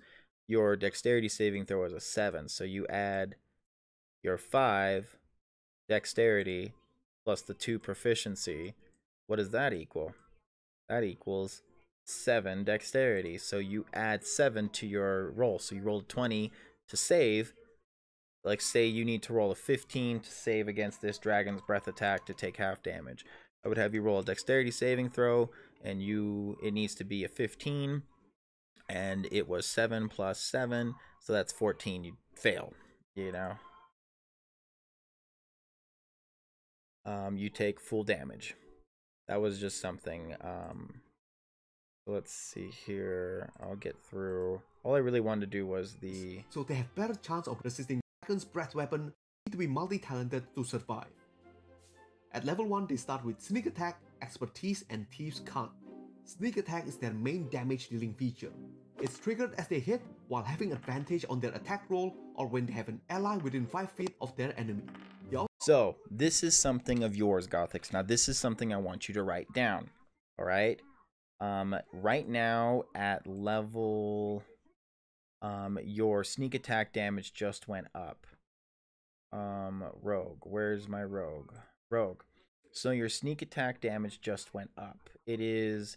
You are going to level 3. It is a 2d6 right now, okay? So, this is a combo move. We're going to go into the arena right now, okay, Gothics? So, Gothics, say Skullface is attacking the ogre, he's distracting the ogre, whatever. He is within 5 feet of the ogre. This is your combo move. This is called Sneak Attack, so write this down. This is another combo move. You've learned 3 today. This is the Sneak Attack, okay? Sneak Attack, okay? Once per turn. Once per turn. So, every round, once per turn. Okay, you ready? You ready, Gothics? This is important. So, so the 2 stipulations. 1, if ally is within 5 feet, of target. If ally is within 5 feet of target. You haven't really been using this yet, and I want to teach you how to use this. This is a very strong ability of your class. Use this every turn if you can. If a creature is within 5 feet and if an ally is within 5 feet of the creature, use this. Say, Max, I want to do my sneak attack damage as well. So you can do your gun, whatever. You can do your katana, but you also add your sneak attack damage. You can also add that damage to the grapple if this would also be if the warlock is next to it and you go in for a bite attack and we do that combo, you would also add your 2d6 sneak attack. So, 1 stipulation, sneak attack. If ally is within 5 feet of target. 5 feet. Okay? 2nd stipulation, if you have advantage, this is also another one. Like, if you have advantage, like you can have either or. You don't have to have both. 1, if you have 5 feet, or 2, if you are given advantage. Either I gave you advantage, I tell you have advantage, or you have advantage because of some whatever fucking reason. If you have advantage on your attack, you can use it. So these are you can use sneak attack damage if you have 5 feet within an ally, or if you have advantage on your attack. Okay? This is the rogue's special ability. Alright, advantage on your attack can be from a successful stealth check, it can be from coming out of the shadows, it could be because he's prone and on the ground. It doesn't matter. He doesn't have to necessarily, it says sneak attack, but it's very misleading because you don't necessarily have to be hidden to get your sneak attack damage. It's just called sneak attack. Okay? So Gothics, do you have that written down?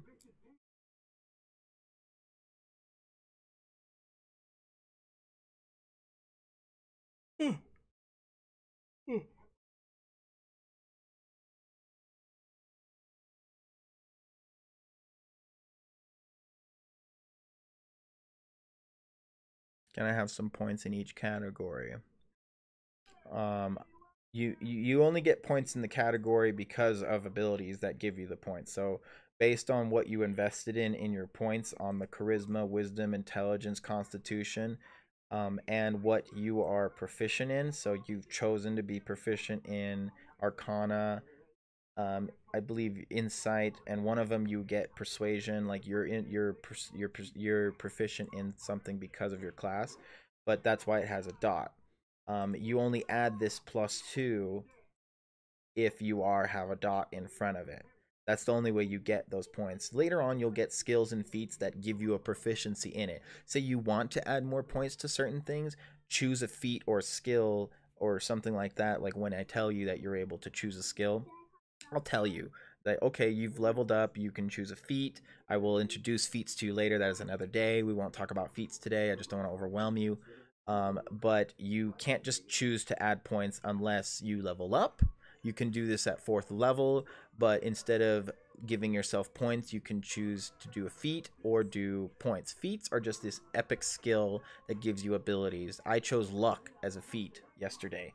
Luck is I get to re-roll any ability check thing. It's a real bitch thing, but I'm using it to keep my character alive. The story is going to get really derailed if the king dies. Don't know what I'm gonna do.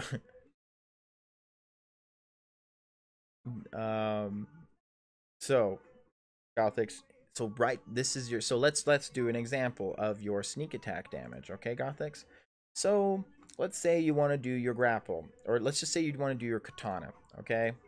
The initiative order is Skullface, Max, from top to bottom. Skullface, Max, or Skullface, Gothics, and Max, okay? Gothics goes, or Max, or Skullface goes first, and does a melee attack with his axe to the ogre, and then he gets a successful hit. The ogre takes a slash in the ankle or slash in the knee and just yells out, and and Skullface decides to stay and not move out of 5 feet. So he stays within 5 feet. Gothics, your turn comes up. You want to do katana. You come up, you roll your 20 to say to your attack. So let's say you roll 20. Let's see what you get. You rolled an 8, so 8 plus 7, you hit the target. It's a hit. So not only do you get the damage, you do the damage, do damage for the katana, and for your sneak attack. That is a 2d6. Do damage for the katana and for your sneak attack. That is a 2d6. So that is, you do your damage for your katana and you add another 2d6 damage. So you can just always be adding this 2d6. Pay attention to when you have advantage. I will help you in the beginning for you to learn how to use it, but after a while I will not be telling you, by the way, you can do sneak attack damage now. This will be a thing that you will have to keep track of later. Right now I will help you, but once I've deemed that you've kind of understood it, because I can't keep giving you the answer, you know, I can't help you defeat things if you don't know how to defeat them. Eventually the effort will come on to you. But you can roll up and do your katana. You can even do your you can do anything. You could do your guns, you could do daggers, whatever, as long as he is within 5 feet, or you have advantage because he decided to use the help action and give you advantage. You could do your guns, you could do anything, but you it's fine. Don't even worry about it. You will have your sneak attack. So for a while I'll help you learn your sneak attack damage. But this is your ability as your rogue, okay? This is a very, very important ability, and it's damage. You are one of our highest damage dealers. You're a little squishy, but you are one of our highest damage dealers, okay? So that was your sneak attack, okay? So you have your grapple combo, you have your helping combo, and then you have your sneak attack, okay?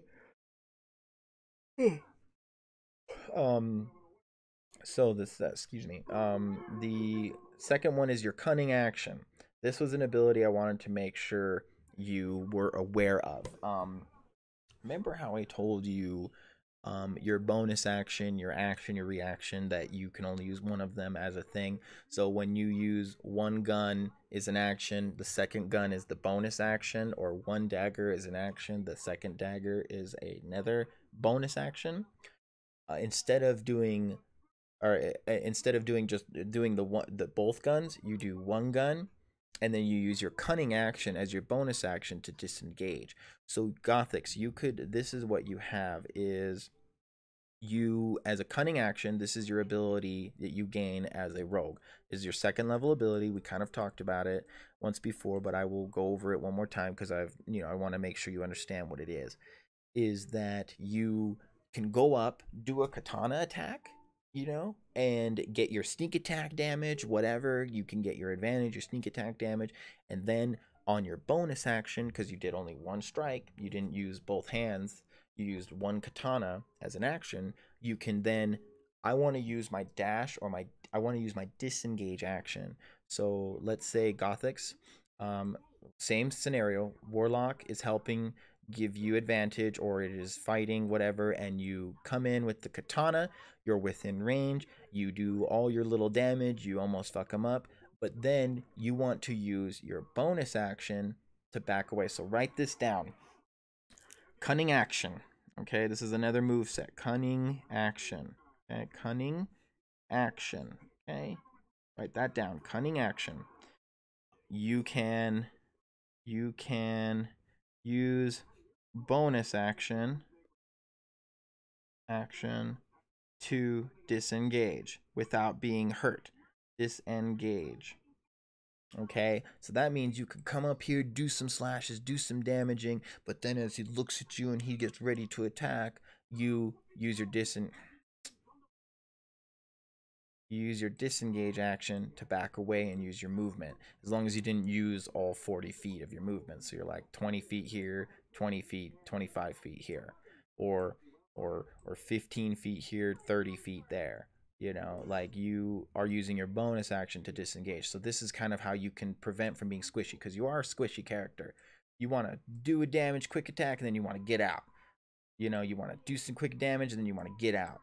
You know, you want these creatures to attack the beefy, healthier creatures like me and Skullface, like we're up there in its face. You come in, do your damage, do your sneak attack, and then use your bonus action to disengage. Okay? That is very helpful, okay? This would help with the, when you're surrounded, you, say you, all of a sudden, let's say, as you're fighting this, the computer or the magic ball, the crystal ball, throws out 3 zombies, come out of the ground and surround you, and you're like, well, you know, hell with this, and you shoot one of them in the face, and then you use your disengage action to run off or run towards your allies, you know, but you will not get hit from these guys because you're moving out of their range. Remember how I told you that if you're near the range of something and you walk away from it without using a disengage as an action or a turn, all 3 of these guys will hit you and probably kill you on your way out. So the cool thing about it is, as long as you don't use your second shot or your second weapon, you're like fucking things up with your katana, you can pew pew pew pew pew pew pew pew pew pew, just run around and start fucking things up. You can be such a cool ass character, dude. I would love to play a rogue.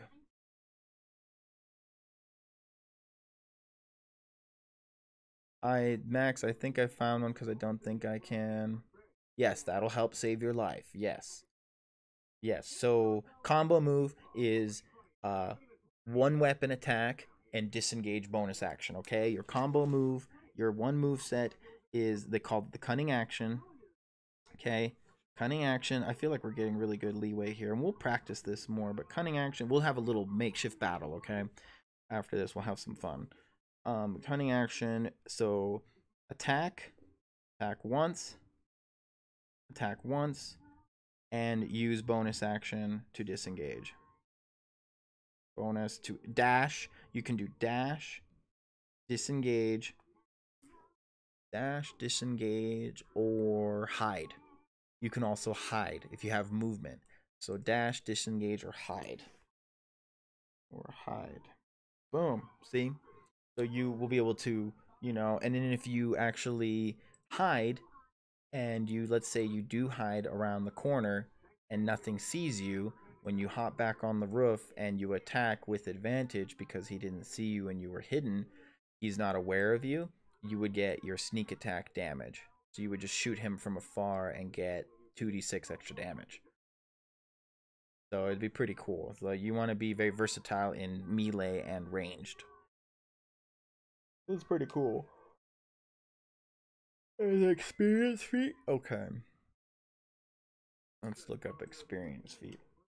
Eeps.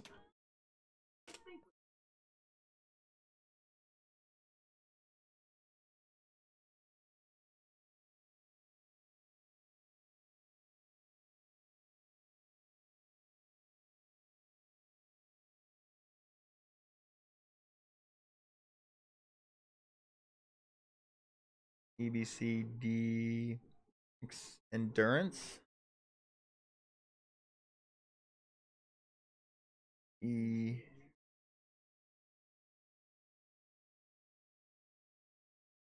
is not.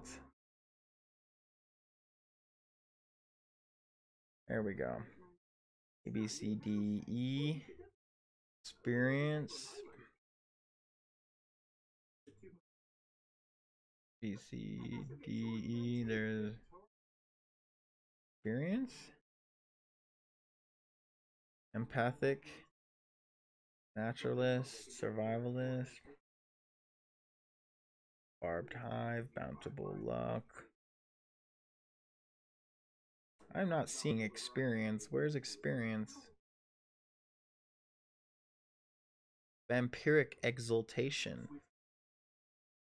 Prerequisite vampire. Wow, look at that. It's a feat for you. As an action, you can transform the lower half of your body into a black vapor. You can float in the air and have a flying speed of 30 feet. This effect lasts up to 10 minutes. You will get flying at 19th level, but that is a long time. So, I mean, you could actually get flying as a feat at 4th level. Is there an experience feat? Oh, expertise. Oh. No, you mean like something that gives you expertise? Prodigy.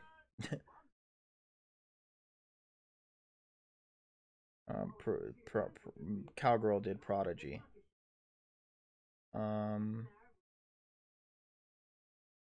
Let's see here. Warcaster. You have advantage on Constitution saving throws that maintain your concentration. Oh wow, you can perform the somatic component spells even when you have weapons in hand.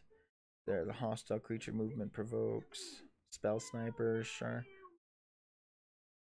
I believe it's Prodigy though.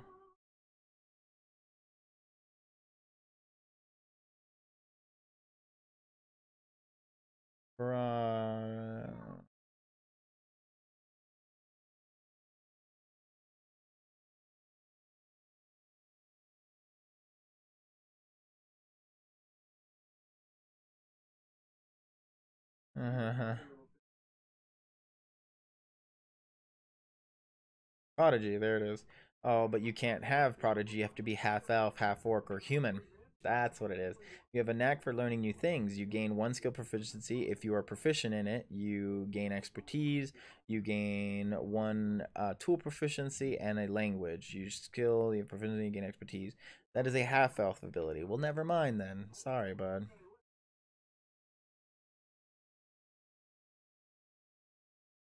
It gives you expertise in a ability, but you have to be half elf. All right, guys. So Gothics. So you have that, right? The cunning action. So next, Gothics, we're doing your roguish archetype. So this is your skill tree. This is how you kind of read your skill tree, okay? So the level 1, proficiency bonus is 2, which that is this number. This is the number you add to things that you're good at. That's why they call it proficiency bonus. So 5 plus 2, or 5 dex plus 2 proficiency, and you're proficient in acrobatics, gives you a 7. See, because you have a dot. Oh wait, no, sorry, that you can't see that because you have a dot right here. Acrobatics, 5 dex, 2 proficiency. This number doesn't change until 5th level. See how it changes to 3 at 5th level? That means this number will go to 3 at 5th level, and everything down here that has proficiency will change. Insight will go to 3. You know, insight will go to 3. Deception will go to charisma. You know, blah blah blah.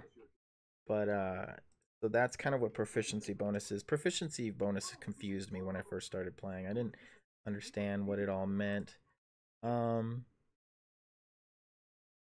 you don't know what to do. Well, look up what is a good feat for a warlock, or just do your points. Look up for, okay, so now we're doing roguish archetype. We're doing the assassin. Rogue.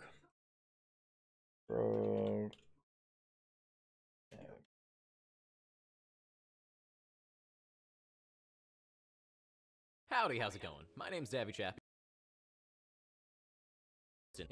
And a bunch of other things that make the rogue really tricky to pin down. But combat isn't the only place where rogues excel. The rogue also takes a couple skills from the list and doubles their proficiency bonus with them, mastering them in ways that the other classes never could. They also get a few utility skills as they level up, such as never rolling below 10, a 10-foot blind sense, and others, which gives the rogue a nice goodie bag of things to play with, and it blends nicely into a lot of different playstyles. For instance, if you're looking to play a skill-focused rogue, then you might want to look at the Thief archetype. The best way to describe the Thief is, well, a thief. Like from the Thief games. In fact, I'm pretty sure they took direct inspiration from the Thief games, since as a thief, you become better at stealing shit, using items both mundane and magical, and you can hide from guards long enough for them to forget you It's ever existed. laggy, Basically, isn't it? this is the rogue side. Okay, I was just thinking, seeing if it could do it without anything. But okay, so your roguish archetype, you were talking about doing the assassin, right? So this is the new stuff for your class, okay? All right, bud. So you gain proficiency with the disguise kit and the poisoner's kit. Well, holy crap, I don't even know what those are. So look up disguise kit D&D. Fuck you, Bing.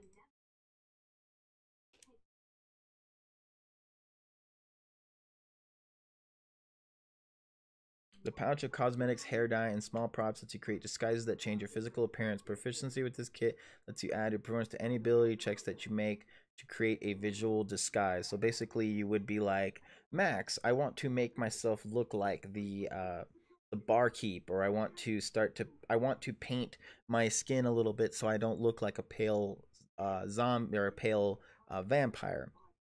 So we will put this in as a part of the assassin archetype. Assassin archetype.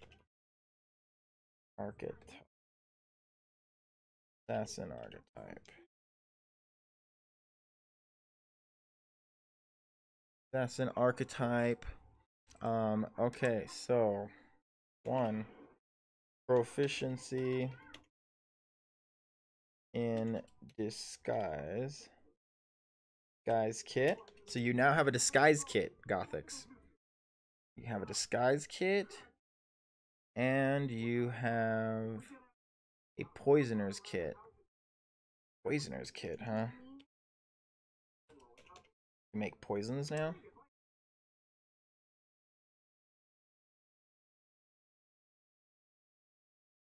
Alright, see there still, Gothics? Poisoners includes the vials, chemicals, and other equipment necessary to create poisons. Proficiency of this kit, add proficiency bonus to ability checks to craft or use poisons. Okay. Proficiency in disguise kit. Proficiency in poisoners kit. So you can make poisons now. You have to find materials and stuff for poisons. Hey.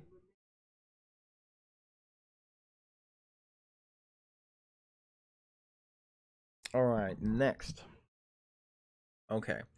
So, so you can write that down. I will print this stuff out. Like what I was going to do is I'll send you an email of an empty page, and then I will send you this, and you can kind of fill it in if you like, and if it makes more sense to you, because there are more pages down here. Megan decided she wanted to do that instead, is that you have all these empty things and space here to write your details, okay? This is just so I don't have to look at multiple pages, okay? So, let's get you to the assassin's archetypes, the things you're getting. So, starting at 3rd level, you have advantage on attack rolls against any creature that hasn't taken a turn in combat yet. In addition, any hit you score against a creature that is surprised is a critical hit. Okay, so what is it called? What's the ability called? I will describe the ability. Assassinate. Wow. Assassinate. This is the assassinate ability. If you have advantage on any target that hasn't gone yet, hasn't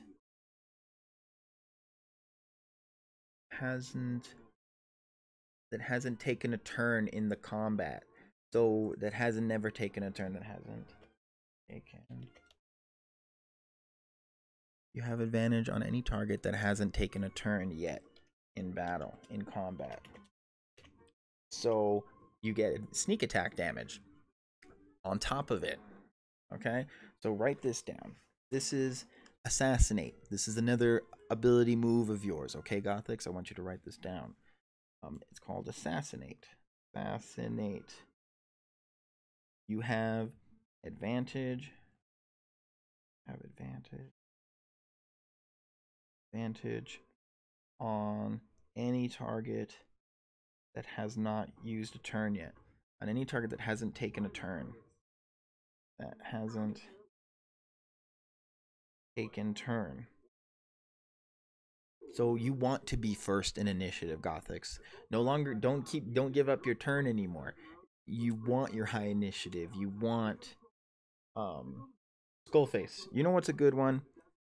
Skullface, do alert. Look at alert as a skill, Gothics. I mean, not Gothics.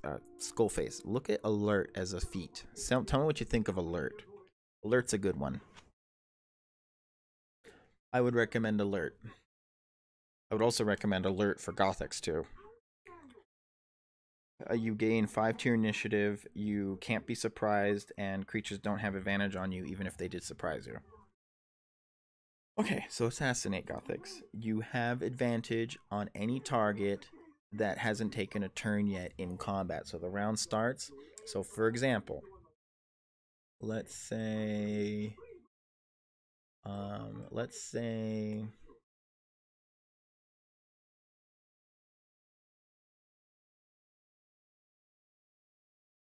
the ogre, let's say Skullface rolled really bad today. Let's say Gothics.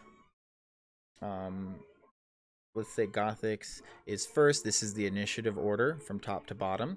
So Gothics, let's say you got really good on your initiative. You're first. You would go to attack the orc, and you would have advantage on the attack. And on top of it, you would do a critical. So you against a creature that is surprised. So any hit you score against a creature that is surprised. So the second part of assassinate. So first part is you have advantage on people that haven't gone yet. Second part, anytime you hit a surprised creature,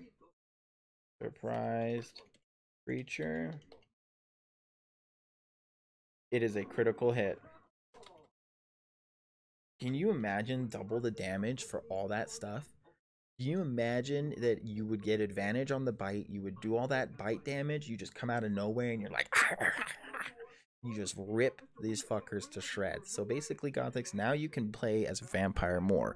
You're kind of understanding that you can come out of the shadows, come out of nowhere, attack the person, hit them, like even if there is no initiative. Like you say you went and hid in an alleyway and some guards that are for a lord that tricked us into going into his town, and he told us that he had wanted us to save a child of his, and he turned out he had lied to us, and we're trying to get out of the town, and we're in an alleyway hiding, and one of the guards is kind of coming towards us, and you jump from up top. He hasn't had a turn yet, and he hasn't attacked anybody yet. He's unaware. You come out of nowhere, you attack, you bite, you get advantage, you get your d6, you get all this advantage, you get all this damage. Boom, you could kill things in one shot because you do double critical damage, or you do critical damage, sorry. That is crazy. Gothics is gonna start one-hitting things here soon. Say we're ready to fight a dragon.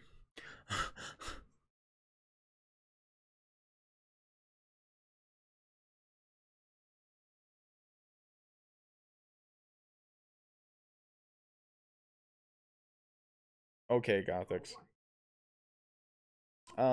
So assassinate.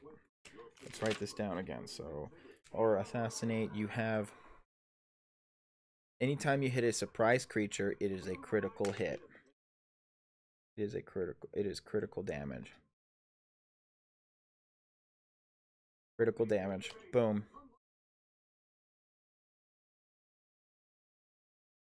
Wait, this infantile.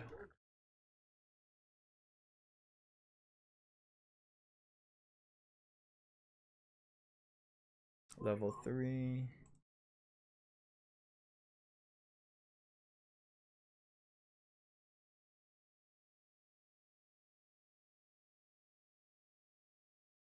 All right. So that is it. That is your archetype right now. At 3rd level, you have advantage on attack rolls against any creature that hasn't taken a turn. In addition, any hit you score against a creature that surprises a critical hit. Later on, you'll get 9th level infiltration. You can unwillingly create false identities yourself, or unfailingly create false identities of yourself. You may spend 7 days and 25 gold to establish a history, profession, and affiliations for the identity.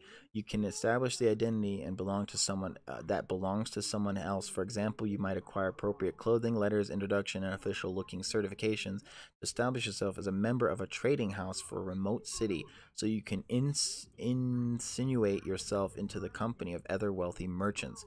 So you could disguise yourself as a king or a lord. You could spend 7 days, like we decide that, okay, we'll chill in this town with you Gothics while you establish a rapport with the people. You have your disguise kit. You're acting like the king. You're learning about what the king does. And you practically go in there and you start making orders as the king, and we surprise the king and we capture him, or the lord. Like, you are an infiltrator now. You're an inquisitor. You're an assassin. You could kill things in like really quick strikes. But that is everything for today. As far as your abilities that you've unlocked for level 3, the only new thing you really unlocked was your assassinate ability. Everything else I was just kind of teaching you over again. You still have your thieves language, which is thieves can't. It is like a secret language that other thieves have. So basically, Gothics, you can start using your poisoner's kit and your disguise kit, and you can start searching for poisons and poisonous things. So let's play let's do a example battle, and then I will actually take a break and let Cowgirl finish taking her nap and stuff, because she's kind of passed out. And I'll get on later tonight because I'm off work. I don't work today. I'm so excited to see you in action now. Which stuff? The Kingdom. Gothics. I'll have to print out a new one. Gothics, I will send you another email. Or how about I do that right now? I will send you another email of the new sheet. Okay.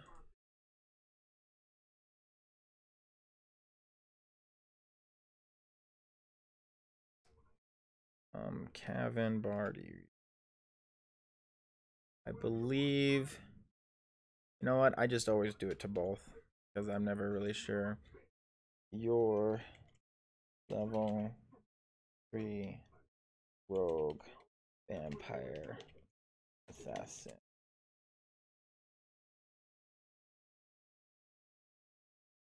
It's like fuck.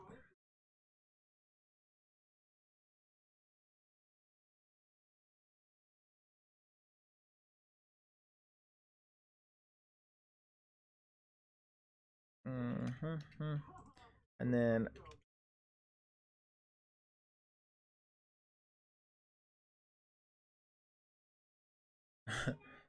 empty character. I would go to the library and print them out for like 10 cents. That's what I do for you guys, is I go to the library and I print out your new character sheets every time we level up, just so I have you guys saved. Okay, here's your empty one.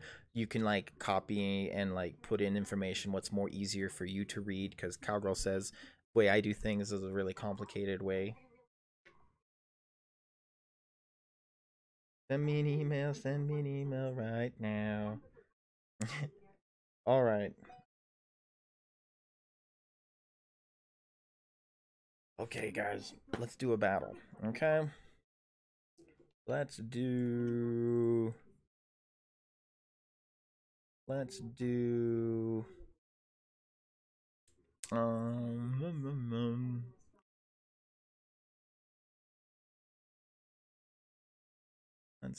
the hobgoblins and the ogres. Okay, hobgoblin, hobgoblin, hobgoblin,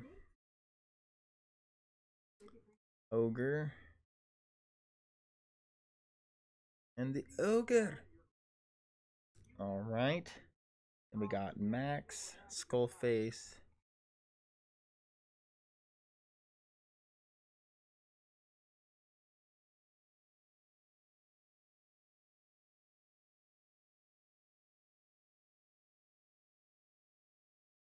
and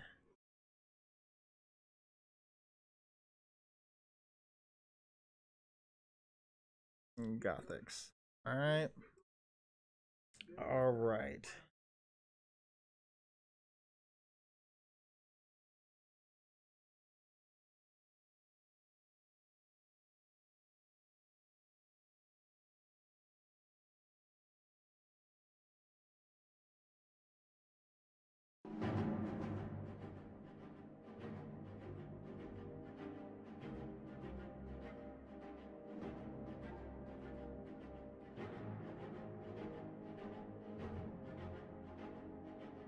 All right, guys. Everybody roll for initiative. And send me an email. Send me an email.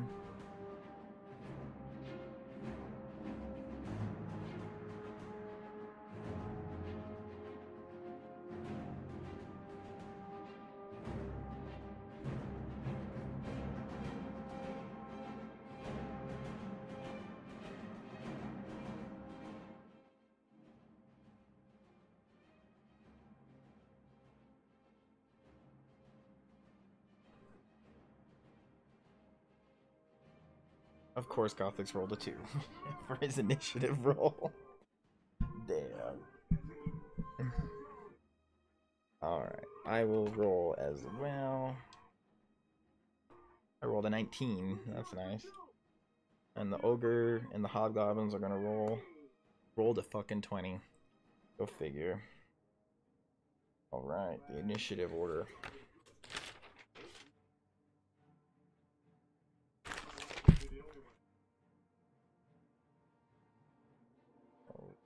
Red,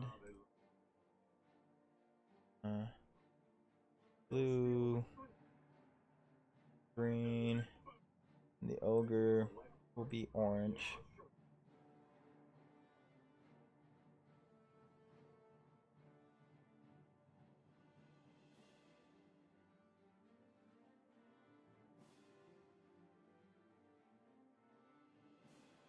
Okay.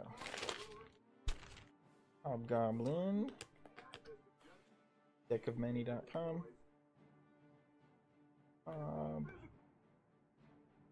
E 11 red, blue, green, ogre, 59.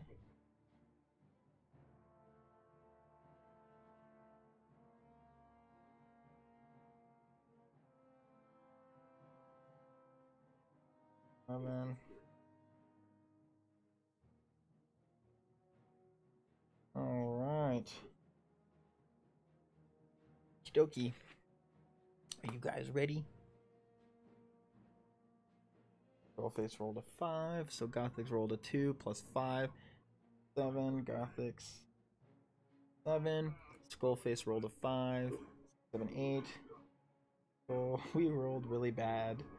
Skull rolled an 8, and Max rolled a 19. And enemy rolled 20.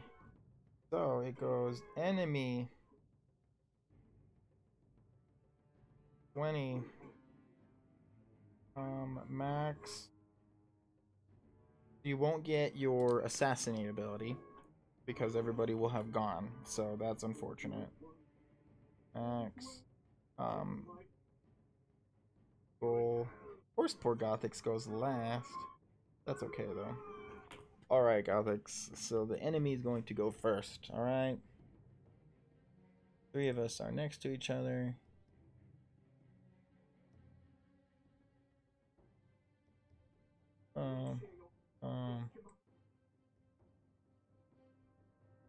Holes.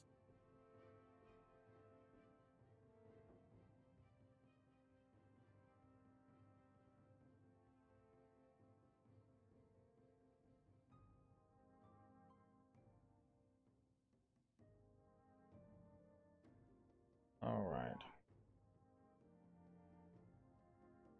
Okie dokie. It happens. This is what it happens. You know, this is an example of what happens.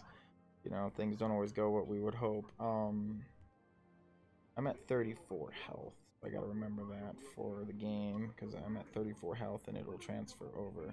Everybody else is at full health. Gothics, you are. Gothics is at 22.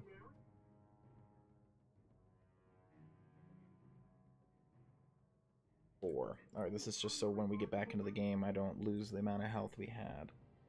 Alright, guys.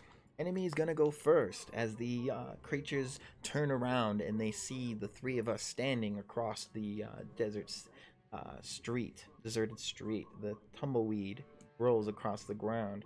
The first got 1, 11 for Max, and 15 for Gothics. Okay, so the first hobgoblin runs in. I'm gonna creatures in the attack. Okay, melee. 3. So the first hobgoblin comes running at you, Skullface, having his long sword out, and he strikes towards your chest and deals 5 damage. So 31, 30, 30, 26. The strike comes across your chest and it hurts like a dickens. The second hobgoblin, it comes in for Max, strikes towards 11 plus what? Plus 3, not a hit. He strikes with Max. Max pulls up the parry and blocks. The second hobgoblin comes running towards Gothics, 15, 16, 17, and strikes and hits Gothics for 5 damage. 22, 21, 20, 19, 17. All right. Did we do Gothics' health? So Gothics, you were a level 3. We didn't do your health, did we? Let me look at your health real quick. We didn't do your health. So it is a 5. Do you want to roll for your health, or do you want to take the minimum? It would be 5 plus 1, so it would be 6, so 21. And I think that's what we have you at, is 21. Let's see. Yeah, we have you at 21, so you're good. You have Hellish Rebuke. Sounds good. Go ahead, Skullface, roll damage.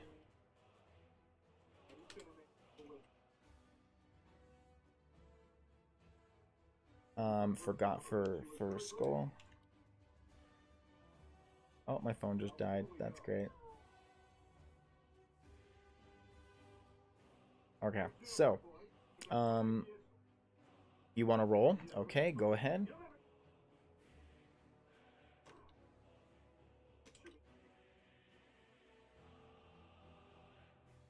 Good luck.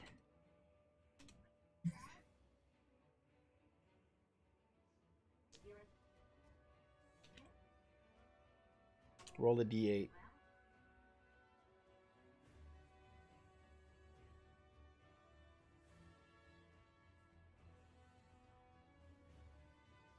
So you risk taking less, but you roll a d8 and you add your constitution, or you take the minimum of 5. So if you roll a 7, oh man. So Gothics, you rolled a 1. course, you rolled a 1, so that would be 15, 16, 17. So 17 health. Right. That sucks. That's why I don't do that. I don't like to do the roll. Megan likes to do the roll. I hate doing the roll. Alright, so you're actually at 17 health. Okay. So next is Max. Max will go first on that. So I roll the 9, 16. What is the hobgoblins? Oh man! So I strike towards the hobgoblin in front of me. As I parry, I fling it back and I strike down with my swords and I completely miss. I roll for my second hit. Rolled a 20 on the second hit.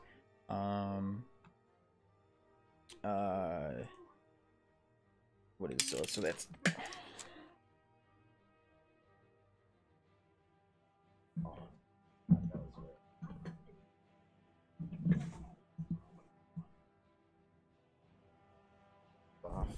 I have no idea where that dice just rolled off to. Another 20. Okay. Okay. Alright, so the damage is a 1d6.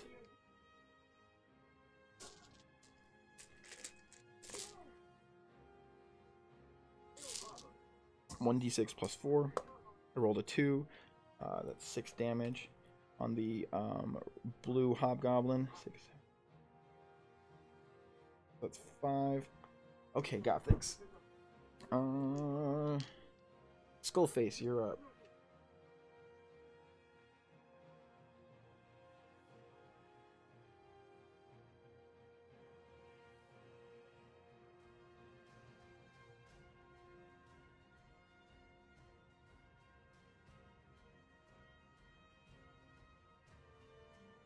On Skullface, you did a 1, and you did another 1. So got Skullface after the hit Skullface. Skullface snaps his fingers, and the red hobgoblin takes 2 damage. Flames consume the hobgoblin, and he's flame takes over.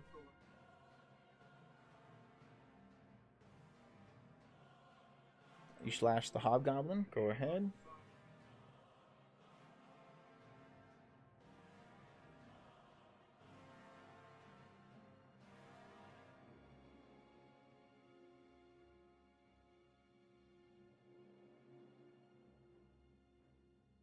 Roll the 6 plus your 7. 6. What are you doing? I slash. Okay, so dagger. So 1d4. 7 plus what? 6, 7. Yep, miss. All right. Gothic's turn.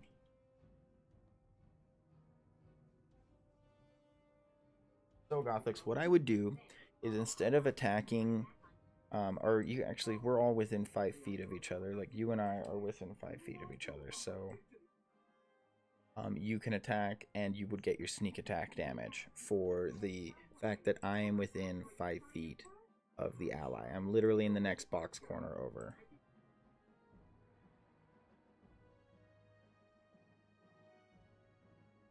Oh, your dad. Oh, with your axe. I forgot you have your axe now.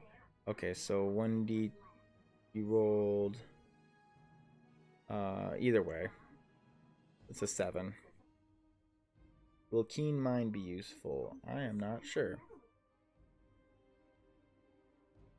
You can do your grapple now, Gothics, if you like. Too. You can do your grapple. You can attempt to do your grapple. You can ask, hey, somebody on their next turn, help me out with the grapple. You can just do an attack and then do grapple on your next turn.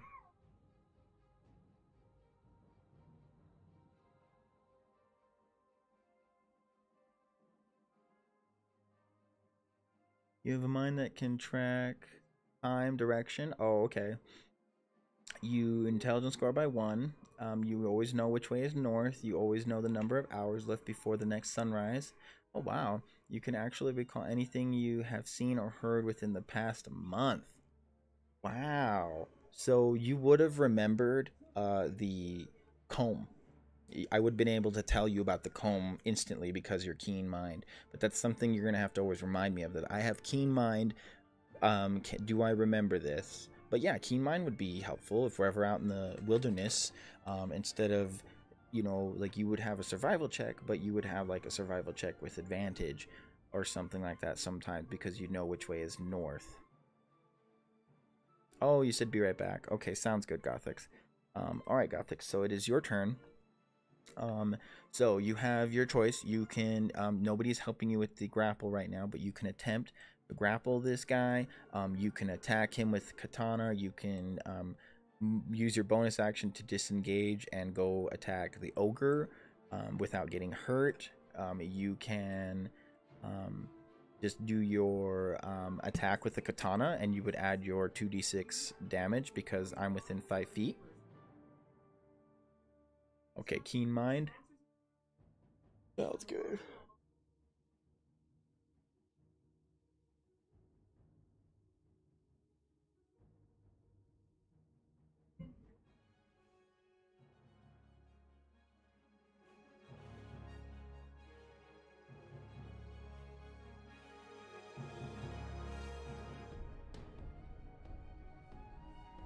Okay, Gothic. So, you have your katana, you have your bite, you can try and grapple and do all that damage with the grapple, or you can just do an attack and then yell out as your interaction, be like, Max, can you help me?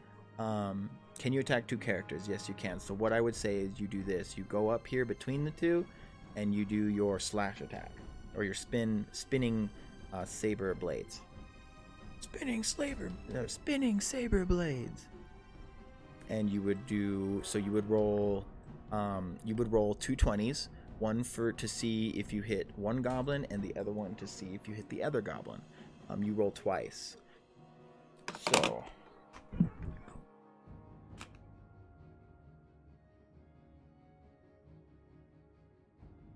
like slice blue then shoot green. Yes, so you could shoot, depends what you want to do first. If you want to shoot, oh, this is lined up. Okay. What you can do is you tell me specific. You're like, I want to shoot the green one for my first attack. So you would get your +5 ability modifier, but then I want to strike the other. I want to slash the other goblin. Okay, slice blue, then shoot green. So I would shoot green first, so you hit green with the most damage with the gun, and then slice blue. Alright, and the blue will be, the damage for the blue will be your katana, but it'll just be a 1d8, not a, or you can do your saber blade, which is the 1d6. So you could do your katana because it's a finesse, so you would go, and then as the katana is a one-handed finesse, you strike with the katana, but you do a 1d8. So roll twice. Okay, so shoot blue first, then shoot the green. Okay, roll 2 20s.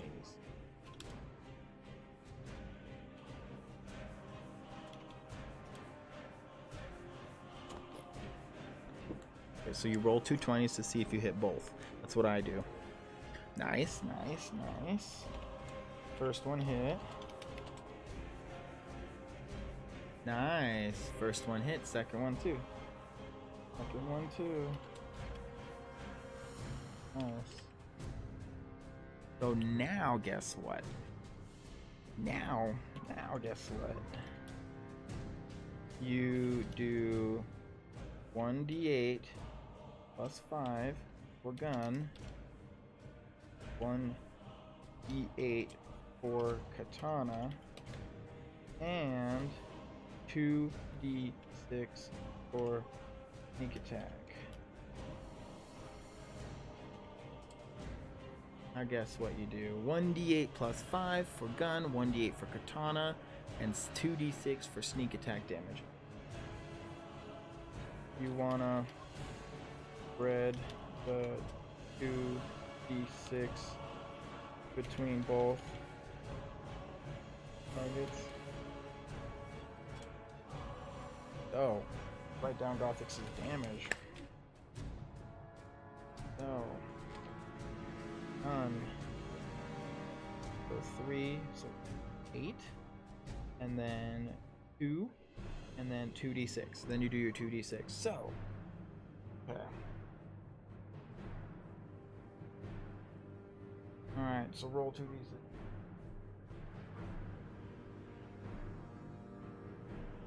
Alright, Gothic. So Gothix moves up between the first two hobgoblins. He kind of lowers down his body. He stands up. He kind of does a twist. He shoots the other one, kind of jucks down, does a turn, strikes the other hobgoblin with all that damage. 4, 5, 6, 4. Okay, so blue takes 8. Oh god, blue is with that first shot, Gothic, as you turn to blue, you blast the first one's head off. You turn to the other one, you do your strike. 4, 5, 6, 7. That was 8, 9. It's 9. You turn to the second one, Gothic, and you use your sneak attack damage on all that one. You strike down, you strike test, you cut off his arm, and you deal 9, 10. He is not looking good. You just fucked up. So this first one dies from the first attack. Boom. The second one is not looking good. You cut off his right side arm. His whole appendage is missing on his right side. This green hobgoblin is not looking too good. With that, the enemy will be going. The orc is going to come running and charging towards Max and Warlock. I want you guys, Warlock, I want you to roll a dexterity, I want you to do a dexterity check or dexterity saving throw, and I will do a dexterity saving throw as well. So 3 with my dexterity saving throw, plus 5, 5, 6, 7, 8, nope, versus his strength check. This is him. He rolled a 16 plus his strength, which is he's 20. He just rolled a 20. So it's 4. Wow. Okay. So the ogre comes running through and does a charging barrel attack. Warlock, as he runs through between, boom, he knocks you and me down to our sides. We are knocked prone. You, Max, and Skullface just got knocked down prone as the ogre just charges through and uses his attack to shove us and knock us prone. So we are prone right now. Why won't you change color?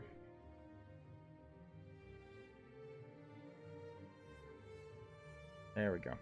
You and I just got knocked prone. The ogre ends his movement right about here. The first goblin is going to attack with advantage towards you. He rolls a 20. Holy shit. The hobgoblin rolls a 20 and deals 10 damage to the warlock as he sees you on the ground. He strikes towards you, dealing 10 damage. You are at 16 health. The second hobgoblin moves towards Max and attacks as well with advantage. 3, 14. 14 plus 1 is 15. He does not hit my armor class. He misses Max with his attack of opportunity. Now it is Max's turn. I'm going to use my half movement speed to stand up.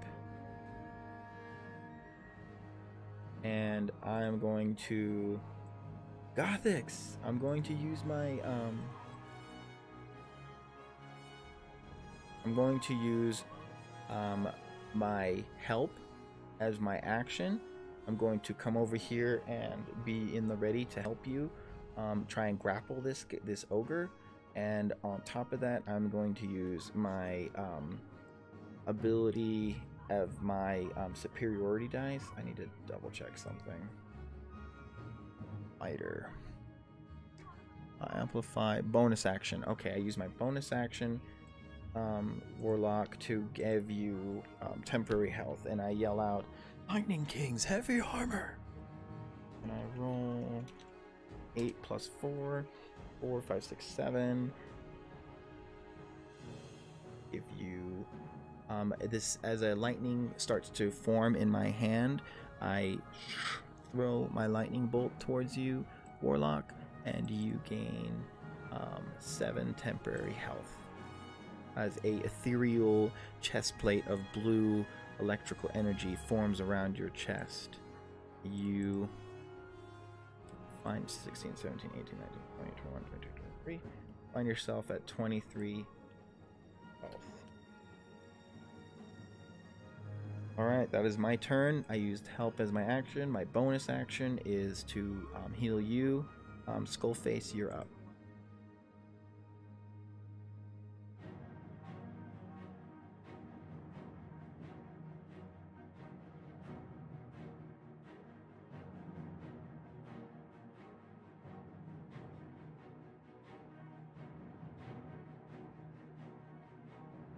I get to jump up in the tree, use my dagger to put sunlight. Okay, so half your movement speed is taken down.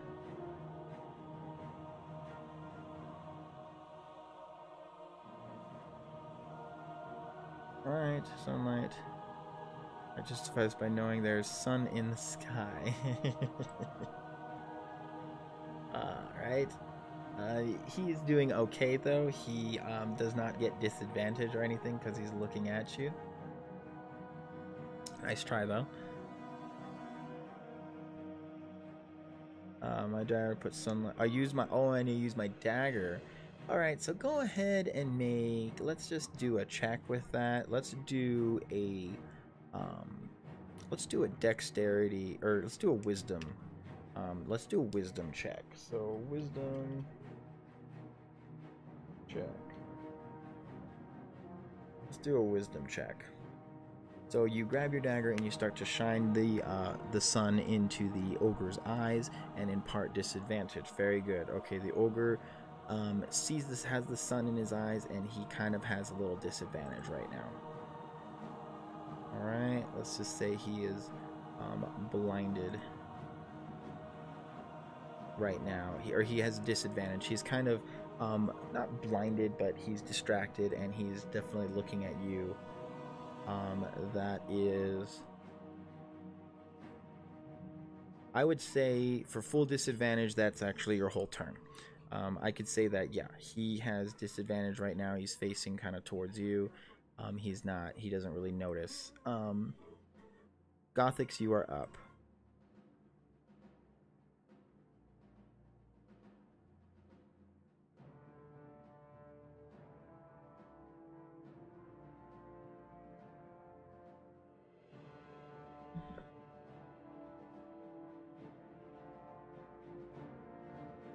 Alright, so he is at disadvantage. Yep. He's at disadvantage right now. You're kind of sitting up there, shining it in his light as he moves. Like, you're imparting disadvantage on him right now. That's cool. I like that. So right now, the sun is kind of blinding the ogre. He's kind of... Every time he gets his eyes out of it, you find another direction to get it in his eyes. So now, Gothics, what I would do is, because this ogre is all distracted and I am near him doing the help ability, I would use your bonus action, disengage, so you can get away from him, and then do all your attacks. Do your grapple. I would do your grapple with advantage, and then do your bite.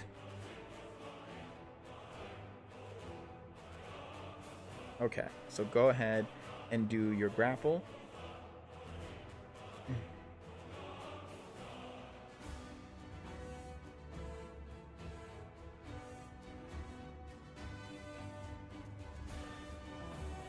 Okay, so roll 20. And then the ogre will roll against it. Roll 20 twice.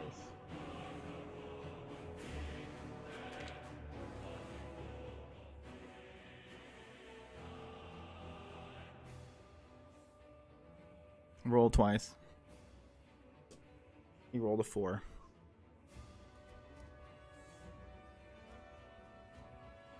He rolled a 4. So he rolled a 4 plus his 4 strength, so that's 8. Your acrobatics is a 5 plus your 2, so 7. You just fucking broke. 7v8, so it just fucking missed. Damn. So you walk up to the ogre and you try to grab his legs and oh, he has disadvantage. Hang on.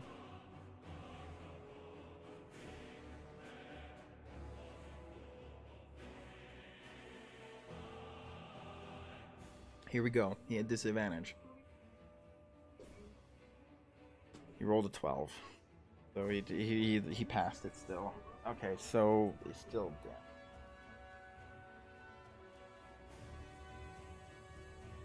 Even with the freaking disadvantage, so he had disadvantage. Even with the disadvantage, he rolls a 14 and a 4.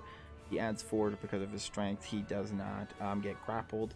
Gothics, you kind of you try to grab his legs and you kind of hold as tightly as you can, and you kind of and he shoves you to the side. And it does not work. Enemy is going to go next. This guy is going to, instead of attack Gothics, he is going to, the light in his eyes is really starting to annoy him.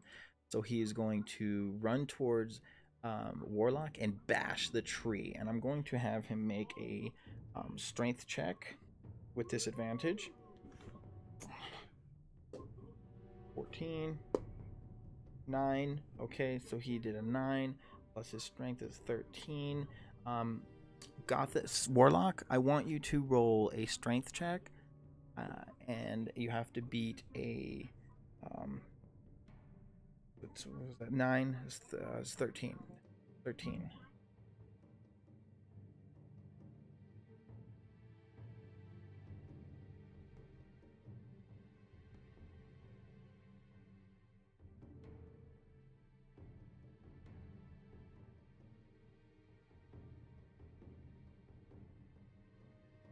Seven. 20, bud.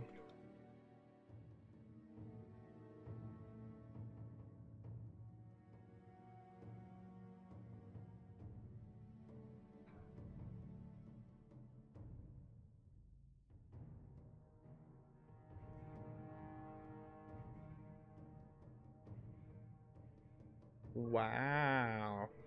No kidding. Damn.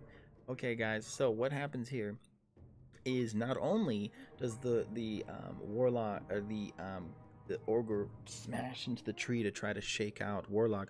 Warlock grabs the tree in time, holds onto it, and still keeps his dagger trained on the ogre's eyes. As the ogre runs away, Gothics.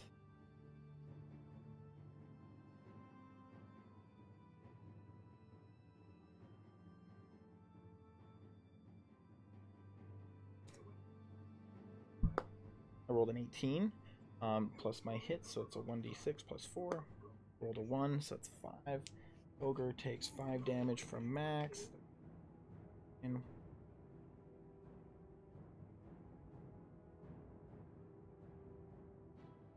as the ogre was running away, Gothics, you and I struck for an opportunity attack because he moved without our reach.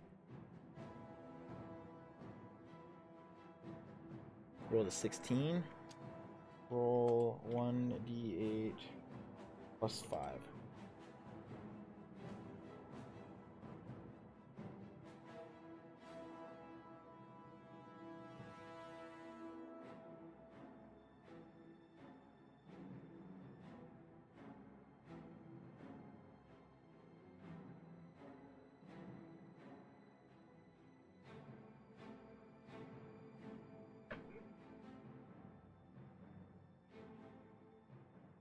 As he strikes down, he takes 5 damage from Max as he strikes, and Gothics.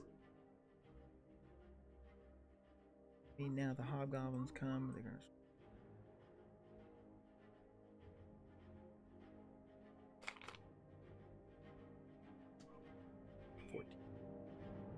1 is 15. That's a miss. 15, another 14 is a miss. Okay. So these two goblins walk, try to strike Gothix. And Gothix, being the poofy, fast person he is. No, no, no.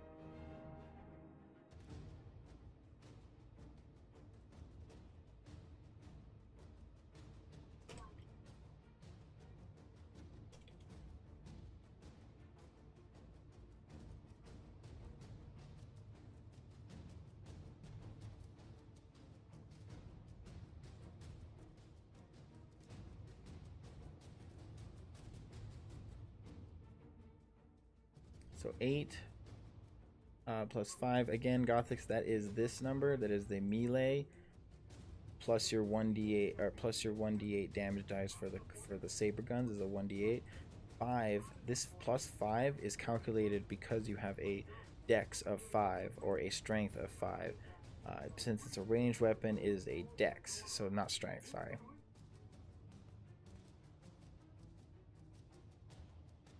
Okay. Okay, so very good. So 13, very good. Okay, so 13 damage. As the ogre runs towards you, it runs away from you, Gothix, and runs towards the tree. Max strikes down, and as he hits the tree, he bashes the tree, and all of a sudden, Gothix shoots into the back and deals 13 damage. Very good. 1, 4, that's pretty good. The ogre is not feeling too well. Okay. All right. Next is Max's turn. Max towards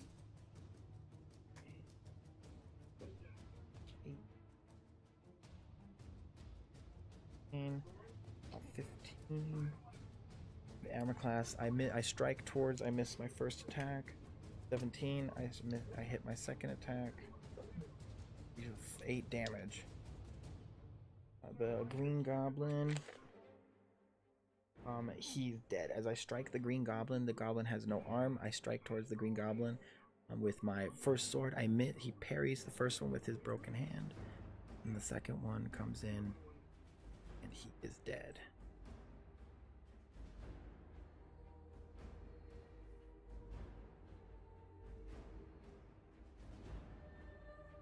Right.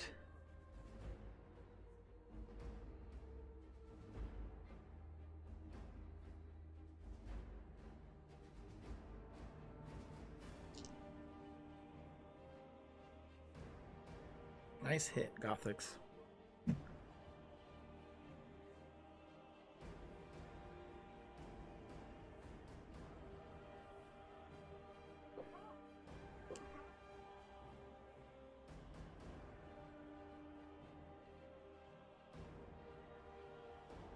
Alright, I'm going to have you make an acrobatics check.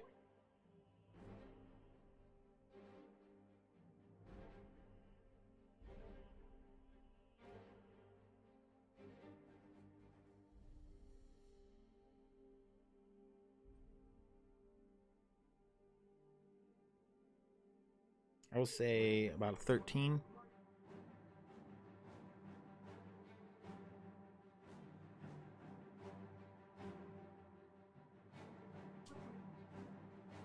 Rolled a 20? No. Alright, on top of that, when you land, you kind of jab your dagger into his side and you deal another 4 damage.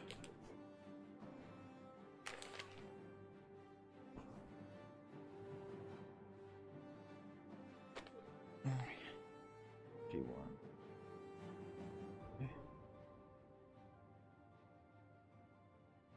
30. Wait, 36. Very good.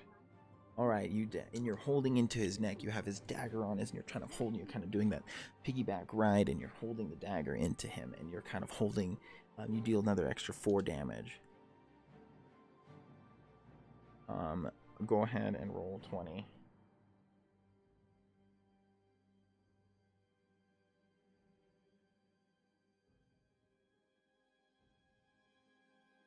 I'll say you actually used your axe to kind of grip into him, okay? Not your dagger, since you're holding a two-handed axe. You jump down and you're kind of holding his neck with your knees, and you kind of have your axe kind of holding under his neck to kind of support yourself. Roll 15.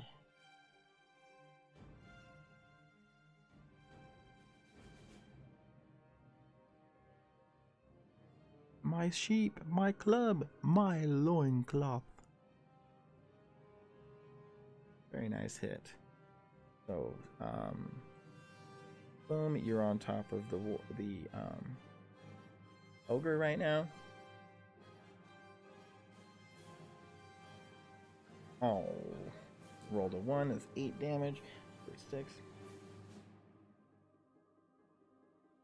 Very good, very good. Now this ogre, as you're holding on, you kind of pull your axe out and motherfucking, you strike it down, and the axe just kind of comes down and it hits him in the belly, and you're kind of in his belly, and the axe is kind of jammed in there, and you're still on his back, and you're holding as tight as you can. He is not looking very good at all.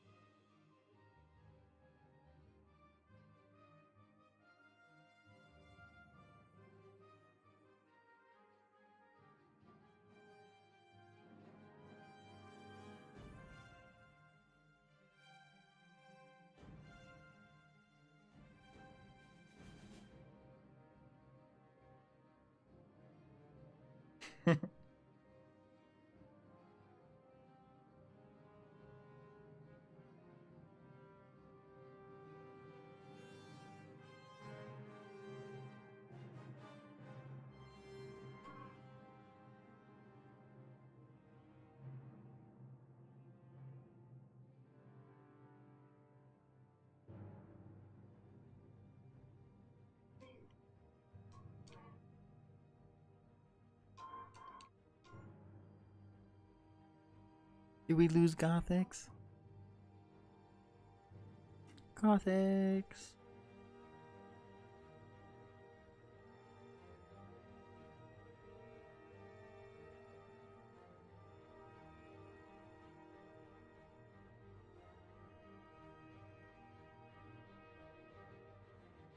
Gothics, you're up.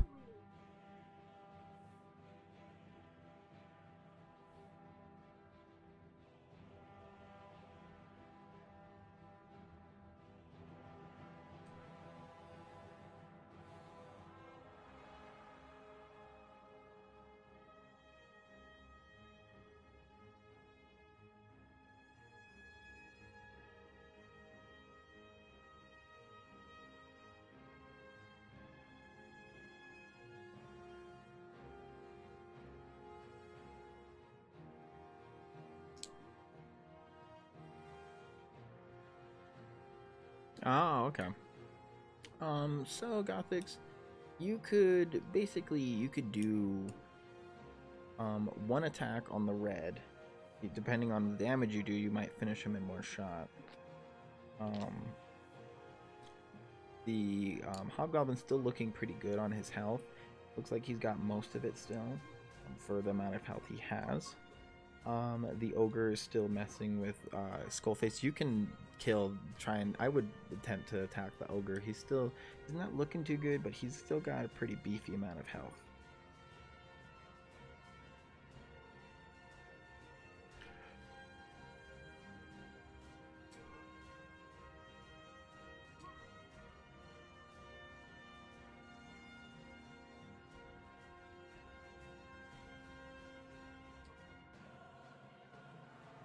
I'm not really getting crazy into the describer and filler stuff, but I'm trying to learn how to get better to like keep things kind of interesting and filled while we wait and stuff like that. Like, you know, in the arena, a little harder.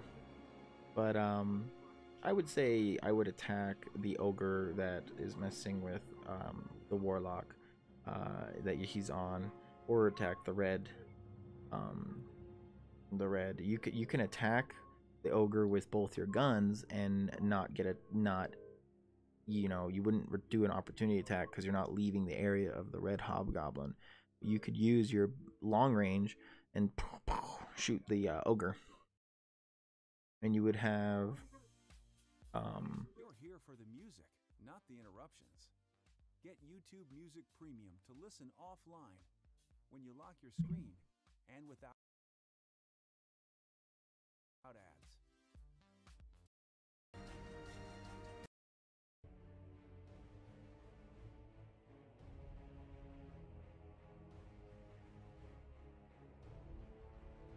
I use my saber to shoot the one in front of me, and then use my dagger to throw it at the ogre. All right, there you go. Sounds good. I didn't win the tickets. Oh. All right, roll 2 20s.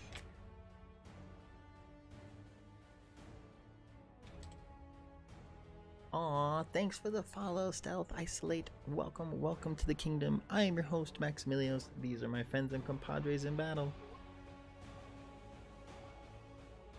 Roll 20, first one misses. 7, 8, 9, 11, 12.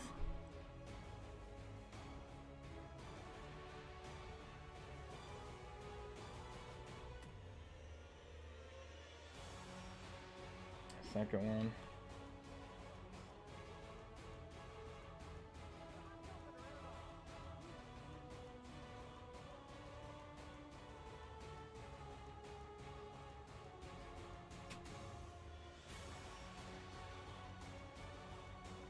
Welcome back, Pro Gamer.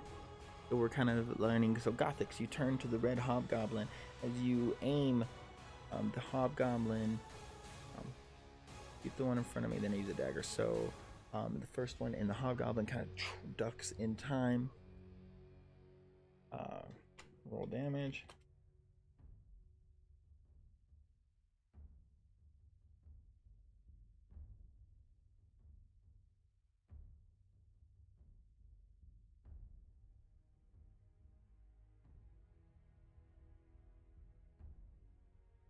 Okay, so the daggers, again, I will have to show you here because we were doing it a little differently. So you're throwing one dagger.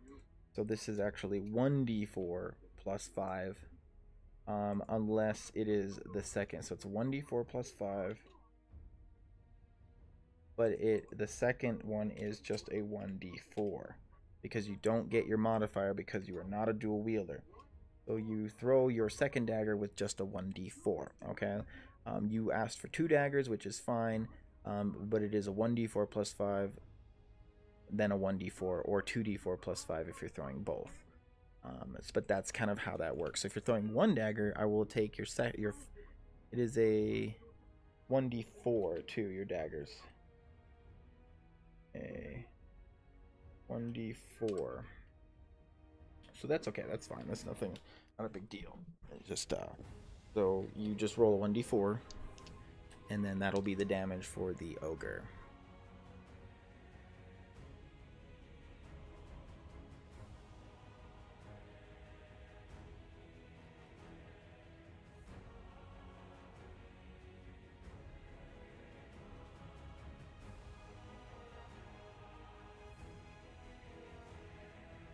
Yeah, you used your first attack for the gun, so just roll a 1d4. When that comes, enemy will be going next.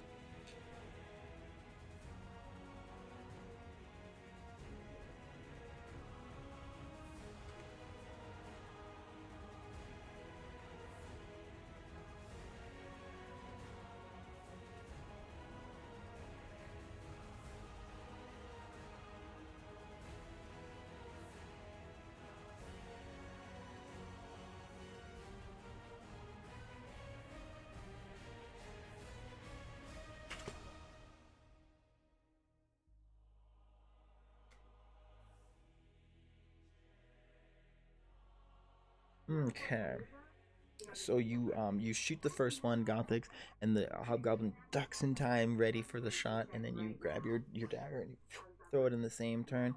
As the dagger goes, it sticks into the side of the ogre.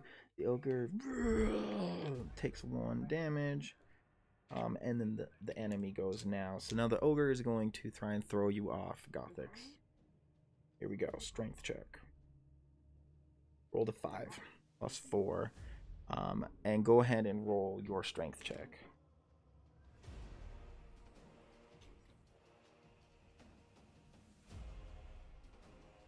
For acrobatics.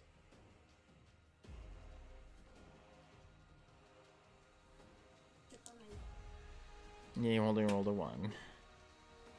Roll 20 for acrobatics. So Skullface, as you are doing that, the other hobgoblin is going to attack Gothics. Roll a 14 plus his strength. That's still a miss. Gothics, as he dodges your bullets, he strikes down. He tries to strike you, and you use your saber gun, and you block the blade as it comes towards you, Gothics, with your saber guns, and you kind of standing there at a standstill as an X. The ogre is on top of you, and he attempted to try and knock you off.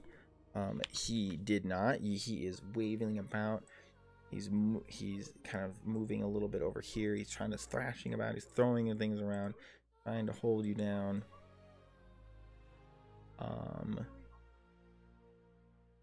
He's taller than you, and you're on top of him, so he's going to move, and he's going to try and attack Gothics with disadvantage. 3. Falling in my lap.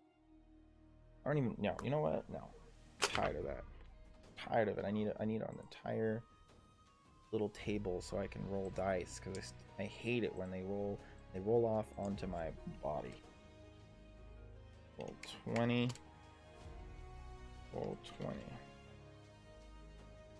So he rolled 7 with disadvantage. Plus his 4, 7, 8, 9, 10, 11.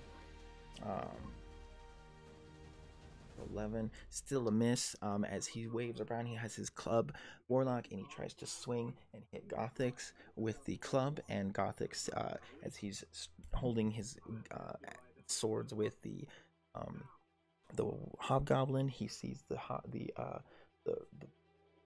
club coming down, and he takes a step back as both the hobgoblin and him separate, and he smashes the club into the ground. Max's turn. I'm going to move towards the ogre and attack with advantage. 10, 15 hit, 14, 20. The first one hits, so 1, so it's 5, and 1 is 5, but 10, so 15. That's pretty good. So 15. 15, 3, 1, 13. Okay. As I strike down, I jam my swords into the side as you are riding piggyback on the ogre warlock. I stab this sword, and I stab my other one, and I twist as best I can, pull it out, and I do a huge gash in the ogre's side. Skullface, you are up.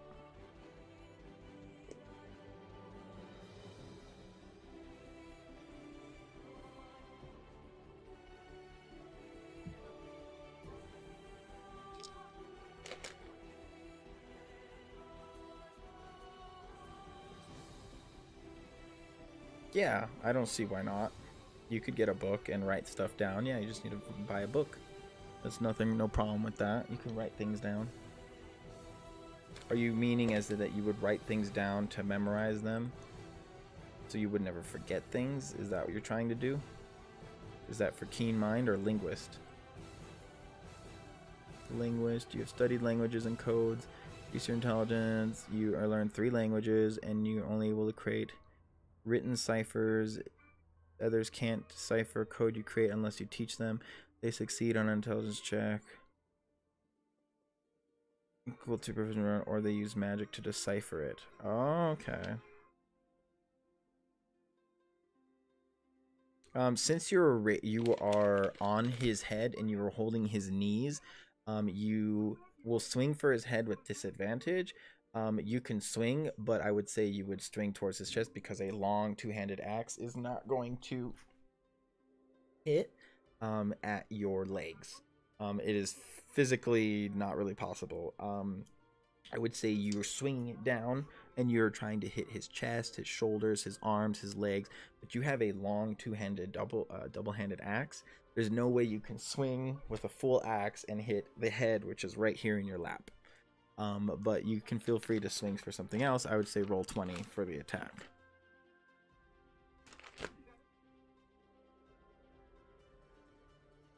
Since you're riding him piggyback and his head is in between your legs, and you're kind of riding him on his back.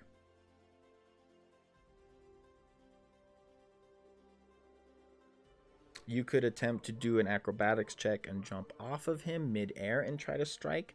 I would have you do an acrobatics check to see if you jump off and keep your composure. Then I would have you roll a 20 to see if you hit your target. You could do that, where you kind of jump off and you try to do this backward spin and strike down on him. But I would have you do an acrobatics check. I don't remember stuff that happens in game, but I can't. That's what Keen Mind is for then, not Linguist. You don't get this magical answer of books and stuff. You don't really get this magical, not magical, but you don't get this undisputed way of remembering everything unless you've actually taken the time to write it down yourself in the real life, unless you have chosen the feat Keen Mind. Keen Mind gives you that ability, but you don't get that ability unless you chose Keen Mind. Because I know what you're trying to do. You're trying to kind of remember everything that ever happens to you, which kind of you need to do that yourself and write things down. If it happens too fast, it happens too fast, but that's just practice in note taking. Otherwise, you can choose Keen Mind as a feat, and then I would allow you to remember, and I would tell you that let you remember finding the comb. You wouldn't get that with Linguist.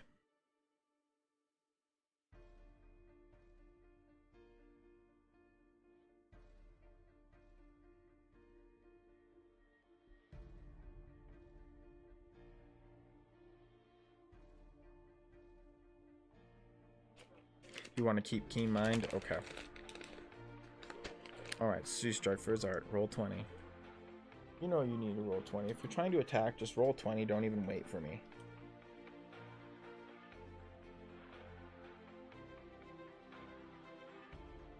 And then we will call it Linguist on 8. Okay.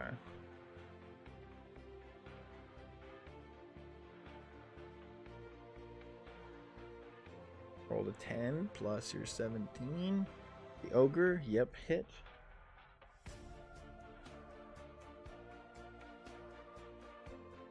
All right.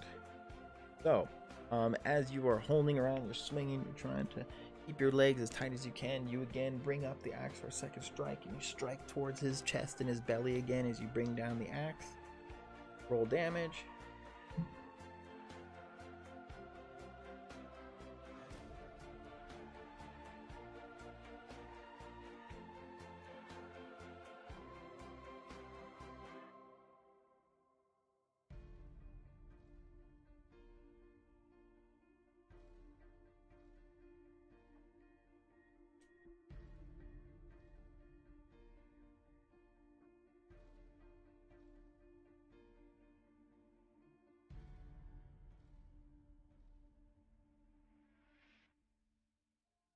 Roll your damage.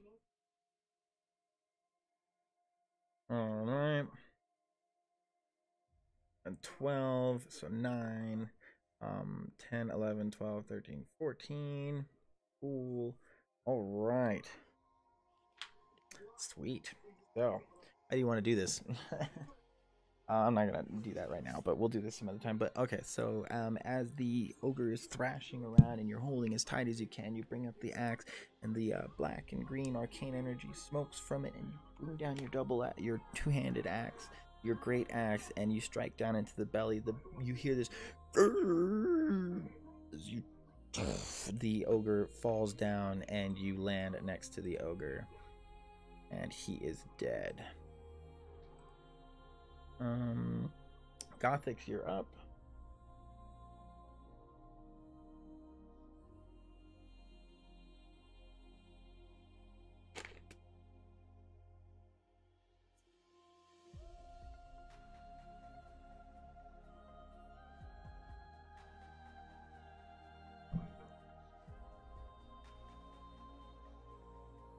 As the ogre falls to the ground, Gothics looks to the hobgoblin and is like, "Are you sure you want to stick around for this?"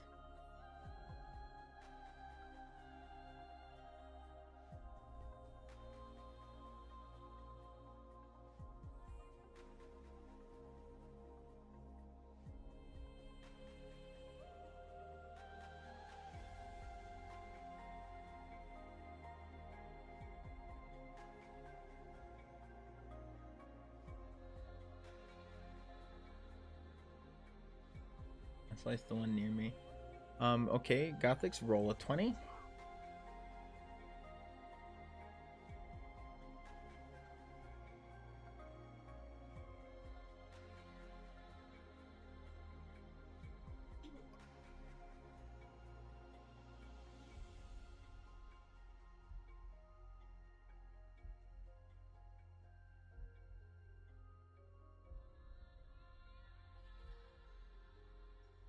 So, Gothics, you, what are you pulling out? You slice, so you pull out your katana, you see the one of your saber guns, and you pull out, ooh, very nice. And you, roll 2d6 back.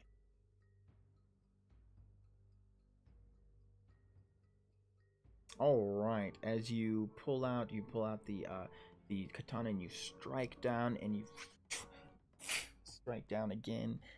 The red goblin. Oh, that is perfect. As you strike, you kind of do this. You move towards him and you strike, strike, and you do these quick succession of movements, and you shred this hobgoblin to shreds, to pieces.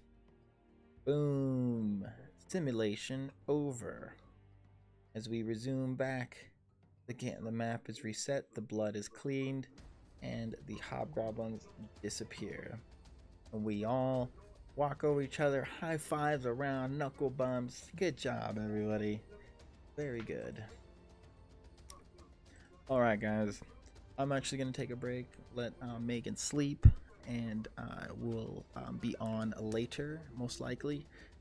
Since I'm off today, might as well stream a little bit tonight. Gothics, message me if you have any questions. I sent you the email for the character sheet. I hope you were able to print that out.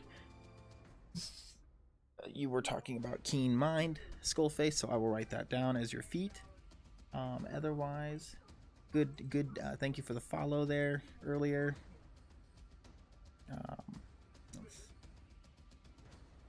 Thank you for the follow, Stealth Isolate. I appreciate it. I hope you guys have a good rest of your afternoon. Take it easy. Good night and good luck. All right.